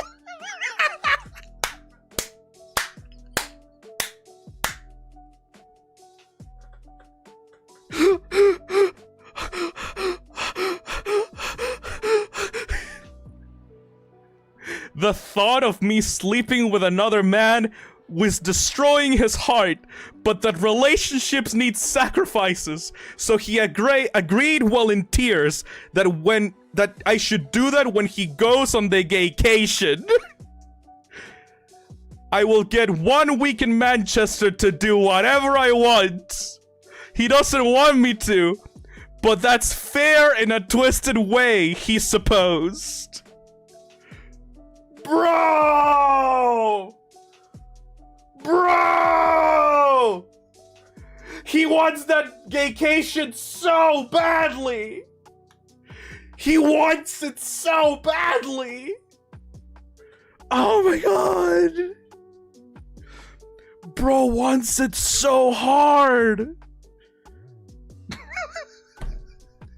Bro wants dick so hard! He doesn't mind getting cheated on!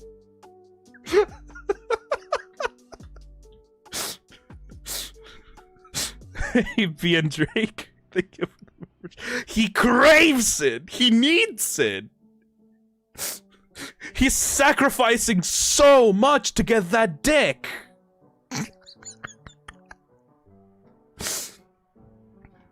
I told him to get the fuck out of my house. Thankfully, he left without a fight. I know it's incredibly petty, but I also drained the joint bank account that we had, so he couldn't try to use it against me. About an hour later, I got rang up by his mum, who just screamed and screamed at me about being a cheating whore, about how I was horrible, and what about the kids, etc. When I finally got my composure back, I just said, ask your son about the gaycation. Obviously, at first, she got really angry, but I said, no, really, actually just ask him about the gaycation. He'll explain, but she called me a fucking joke and hung up. Holy shit. Hey champ, thank you for the super chat. Gatekeeping, gaslighting, gaycation. Later on, getting into the evening, I got another phone call from her in floods and tears. She was very apologetic, and I told her that she doesn't need to be the one to apologize. She was so upset that she put father-in-law on the phone, who, while he sounded calm, I could just sort of tell that he was on a warpath. Again, very apologetic, and said that he overheard that phrase. Asked my husband, and husband initially said no, it's nothing, before explaining how it's a modern thing modern men do, etc., and gave them the same spiel about what happens on the gaycation, and that men cannot resist the gaycation, and how a man must surrender to the gaycation, etc. Father-in-law just said that they told him to leave or that they would call the police. I don't care where he goes, but he wasn't staying there. Husband tried to call me while I was on the phone, but I just ignored it, and father-in-law just said that he was so sorry for me and that they have my corner in this one, so that's one thing. Told them to be there for their daughter because it sounds like brother-in-law is also involved. The husband didn't tell him that. And that father-in-law just said that he had to go because he was just so fucking angry. I got a text from my husband after the phone call, which was all weirdly rambly, saying about how I'd abuse the gaycation to destroy his marriage and destroy his life. And again insinuated that I and his parents were homophobic for doing such a thing. Why are you pulling out the homophobia card? How are you pulling out the homophobia card if you're straight? What? The gaycation destroys men more than it brings them together. He was not playing around that the gaycation would destroy him. Told him that we'll talk when he grows up and blocked his number. I took a day off work myself to have the locks changed this morning, so that's 500 pounds gone, but whatever. At least I know that he won't be coming back. I'm going to look into how to proceed with a divorce, and then we'll move on from there. Oh, by the way, of course, there's also the brother-in-law. So I haven't yet met with sister-in-law. She was in such a state and has taken this far, far worse than I have, for reasons that'll be clear soon. Oh my god, this tea! Oh my god, the tea! Holy shit! Oh my god, oh my god! We're going to maybe try tomorrow, but we did talk over the phone and I eavesdropped on the conversation with her husband, where she put her phone on speaker and I went on mute. Her husband got home earlier. She made him come home and told him there was an emergency. And just said to him, "Can you please explain what a gaycation is?" She told me afterwards she was praying he would look confused and just be like, "What?" or anything like that. But no. Instead, he just sat her down and explained that a gaycation is a new thing where straight men go to gay hotspots and participate in gay sex acts, but it doesn't count because there's no investment, and because what happens on the gaycation stays on the gaycation.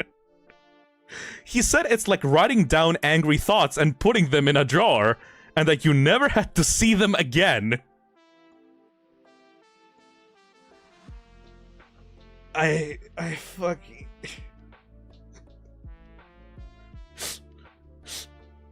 Like, you gotta understand, like, in this metaphor, the angry thoughts are like gay sex, though, right? Like, you're producing the gay sex thoughts, though, right? Wildcard has been a member for 10 months and says, Valentine's is too woke for me. It's like you have the gay sex thoughts in your head, like you're putting them on a drawer. In the metaphor, the drawer would be like another man's, like, butthole, right? But, like, you still have those gay thoughts, though, right? Like, this metaphor doesn't work at all. The whole time, sister-in-law is in tears as he just calmly bats off the same points my husband did about how it doesn't count, and that he even did the whole "it's impossible to resist, you must surrender yourself or be destroyed" shit. I seriously think they must be speaking to a dominatrix or something. Are there even male doms? Because surely neither of them are that into this to actually make that up on their own. I really don't want to go into what was discussed for her sake, but it did become very apparent to me that brother-in-law is into sissy hypno-porn, and at times conflated that with the concept of a gaycation.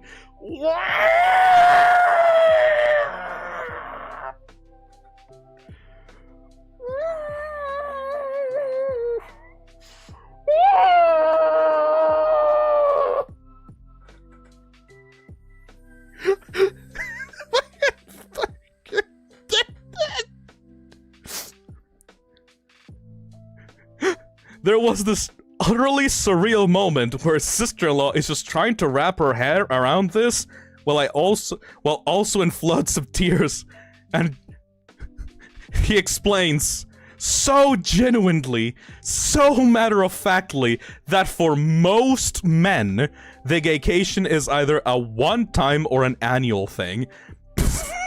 But some men go on the gaycation for years! For years! And others simply never return! Because they use hypnosis and mind control to be totally feminized into a state of permanent pseudo-gayness. She said in disbelief, "Surely, if you're taking it up the arse willingly because you want to, that makes you gay." But he said no. Because that's the beauty of the gaycation. You can do all this gay stuff, but you don't interact with the wider gay life experience. She asked him if the sissy stuff is what he wanted, and he said, not on a long-term basis.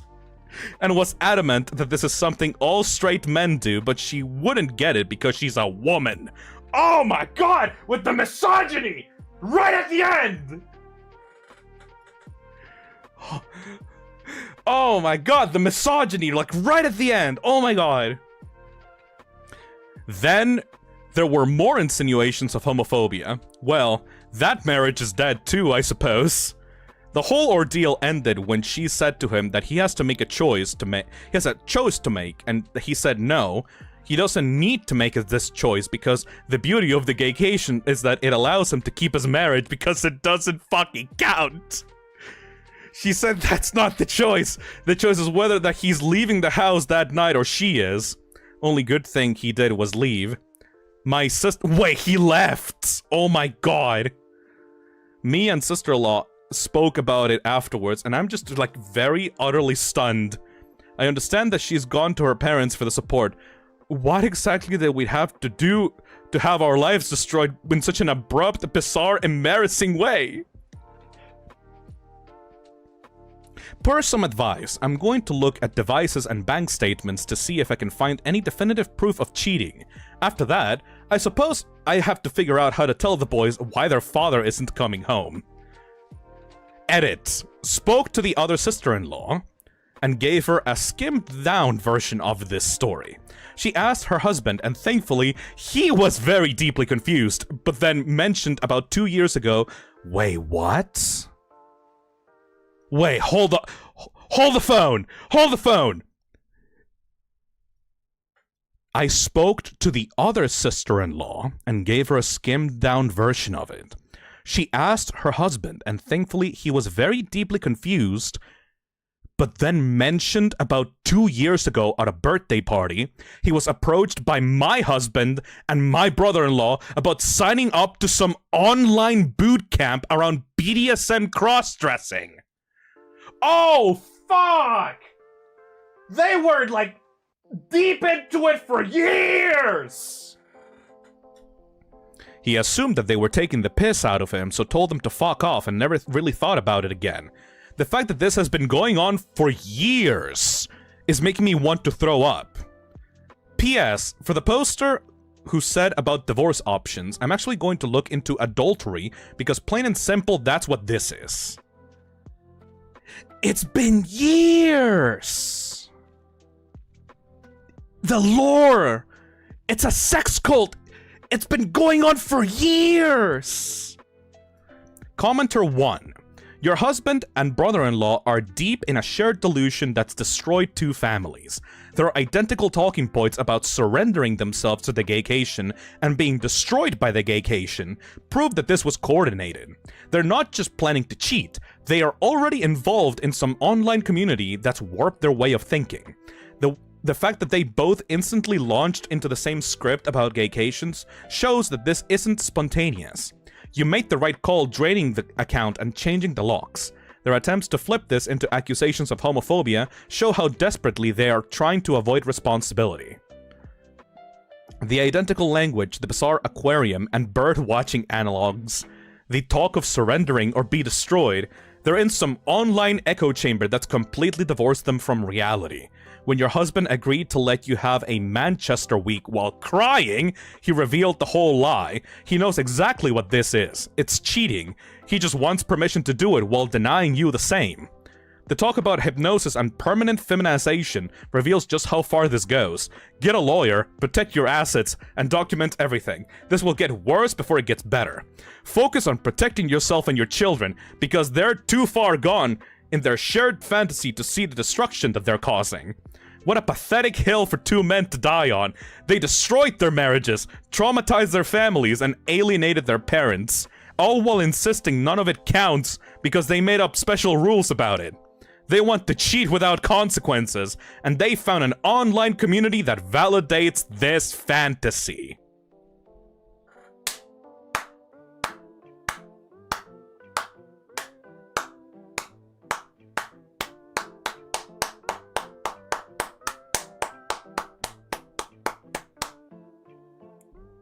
Holy shit.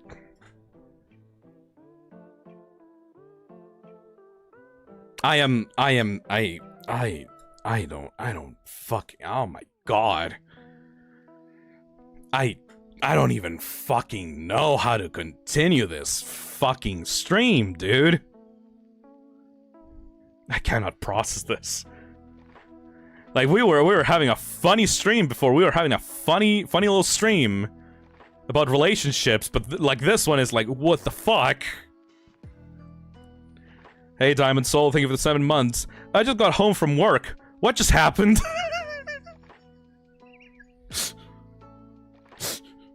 There's so many layers to this.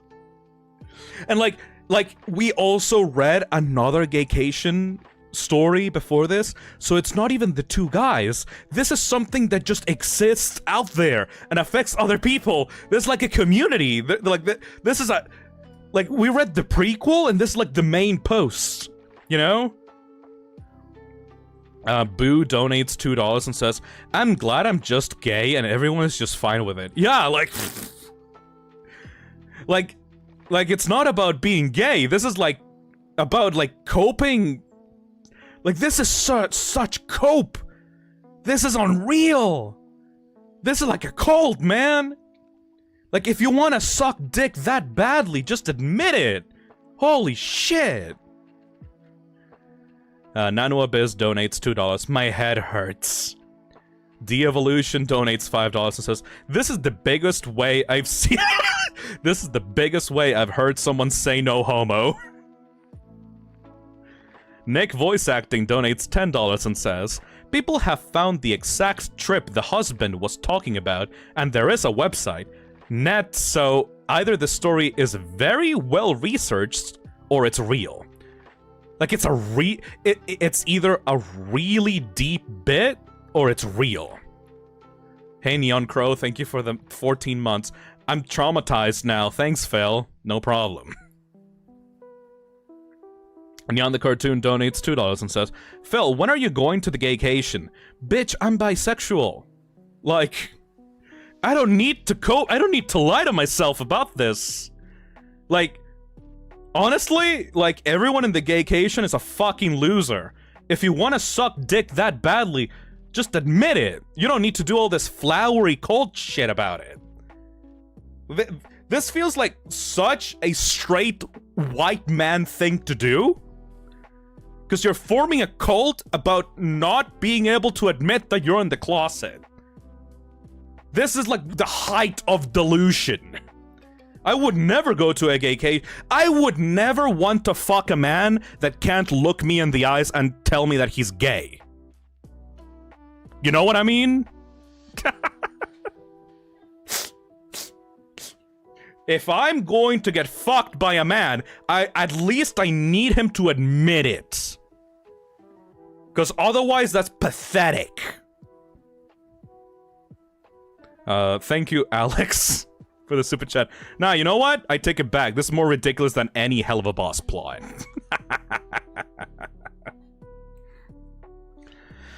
Oh, that was a fucking adventure. Holy shit.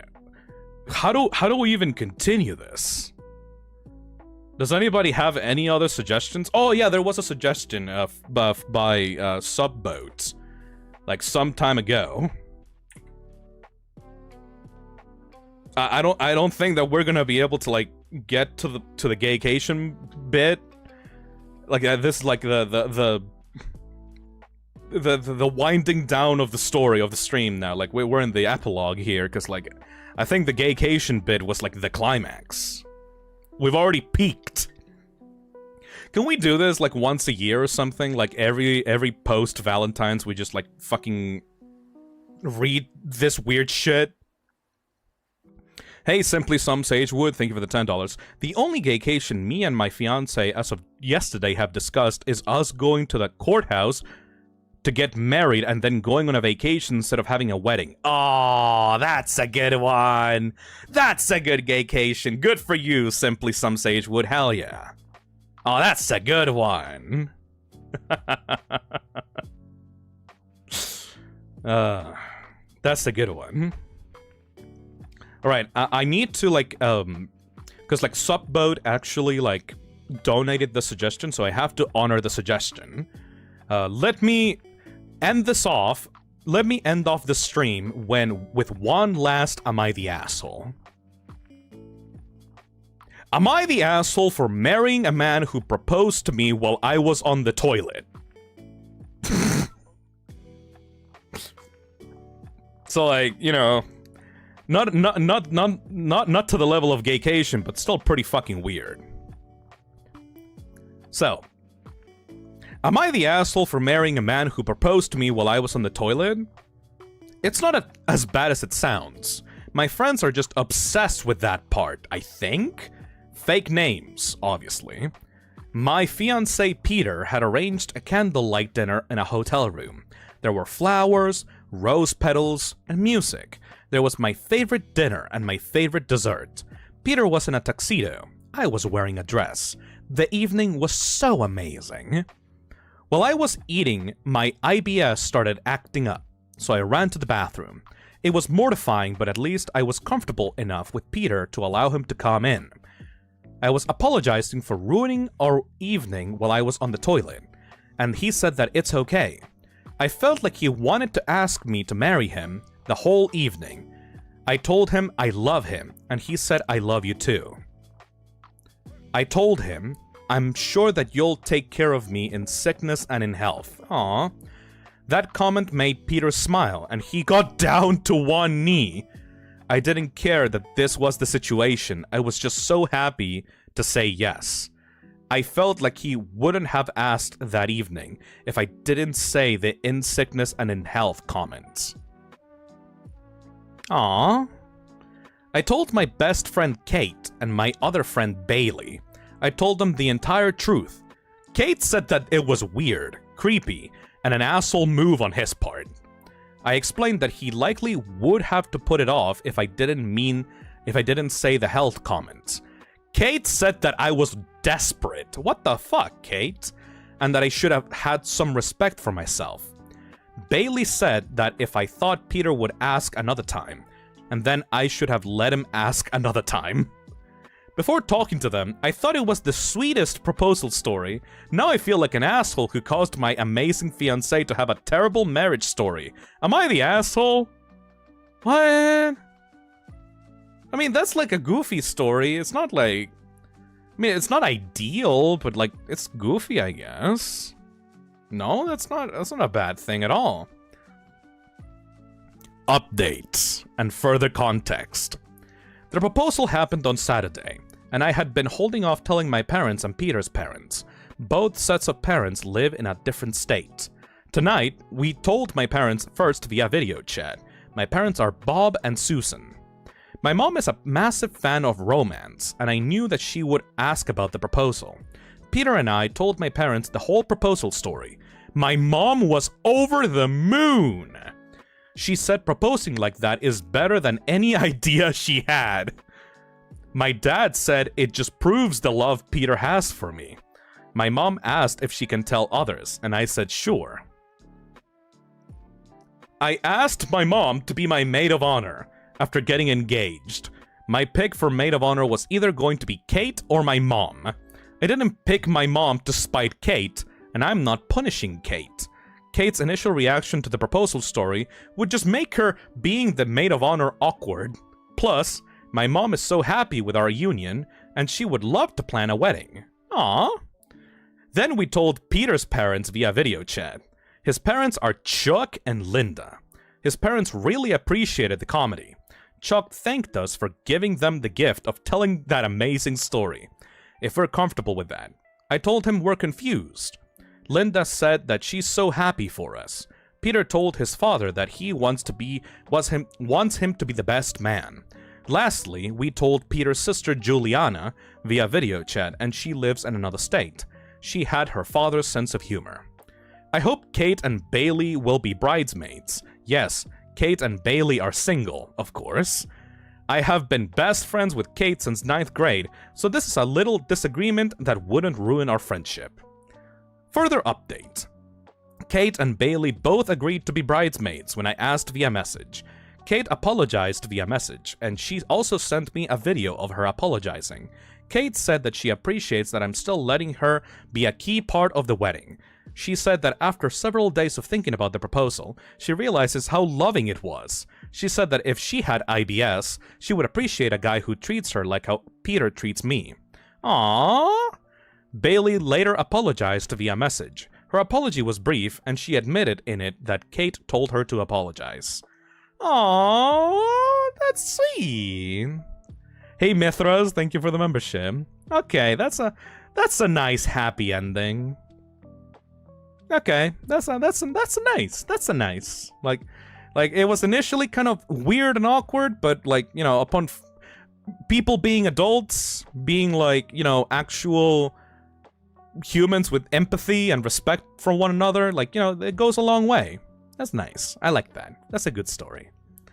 Hey Alternative, thank you for the 8 months. We like a nice happy ending. Yeah, I like this. This was very nice. Alright, well. This was a great stream, honestly. This flew by. I initially just wanted to go for 3 hours, but we kind of... I didn't even get to, like, all the subreddits that I wanted to read out. Like, I had a lot of other stories that I had, like, saved up just in case, like, people didn't give any suggestions, but, like, the GAYCATION one was like, oh my god, that took the entire stream in a completely different direction. Hey, Subboat said, and y'all thought I was gonna give another fake one. Hell yeah, Subboat, thank you. This was an absolute blast. You know what? You know what? It may not be, like, Valentine's next month, but would you guys like me to, like, continue doing this in the future? Because keep in mind, chill reading was originally supposed to be for, like, creepypastas and stuff. Like, this was supposed to be for, like, a relaxing... Ooh. This was supposed to be for, like, a relaxing time where, like, I just read some, like, creepy stories or, like, creepypastas or like laugh at some like cringy like horror stories. But this was nice. It's not Valentine's next month, but White Day! Yo, White Day! We could totally do White Day, actually. Yeah, White Day! Oh, when is White Day? When is White Day? March 14th. We could totally do it on March 14th, actually. Yeah, okay. We will do a sequel to this stream, because, like, there's so much to go through. We will do a sequel to the stream about girlfriends this time. Okay, yeah, you know, because, like, okay, we focused on boyfriends on this stream. We need to focus on girlfriends on White Day, you know? Like, shitty girlfriend stories. How's about that? How's about that? Liminal Static says, March 14th is my birthday, so this is funny timing. Alright. So yeah, this is the first part of a 2-part stream. This is the first one focusing around boyfriends and gaycations. You all need to recommend me some, like, other stories about crazy relationships on the VOD comments. If you're still awake by this time at the end of the stream, it is your mission to go to the VOD comments. I always read them at the bottom of the stream, below the VOD, and let me know what is your suggestion for, like, more stories that we should read out. Because initially, you know, people thought that this was going to be their stories that they were going to submit, but let's be honest here, I wanted comedy. I didn't want to cry with you guys. So Reddit stories are, like, the perfect, like, haha, look at this stupid idiot kind of way to, like, relax. Because, like, you don't have, like, a personal connection to these stories. And oh my god, these stories are better than anything I could have come up with, honestly. But yes, it is your responsibility to go into the VOD comments and suggest new stories for March 14th. We will do a sequel to the stream then. March 14th also lands on a Friday, so it's, like, actually perfect. Unless Deltarune releases at that time, we will be doing a White Day sequel to this stream next month. Thank you so fucking much for being here. This was not the expected chill reading stream, but this was still very fun. Thank you all for coming into the Toxic Lounge. Hope to see you next time. And I'll see all y'all guys next month. Bye-bye.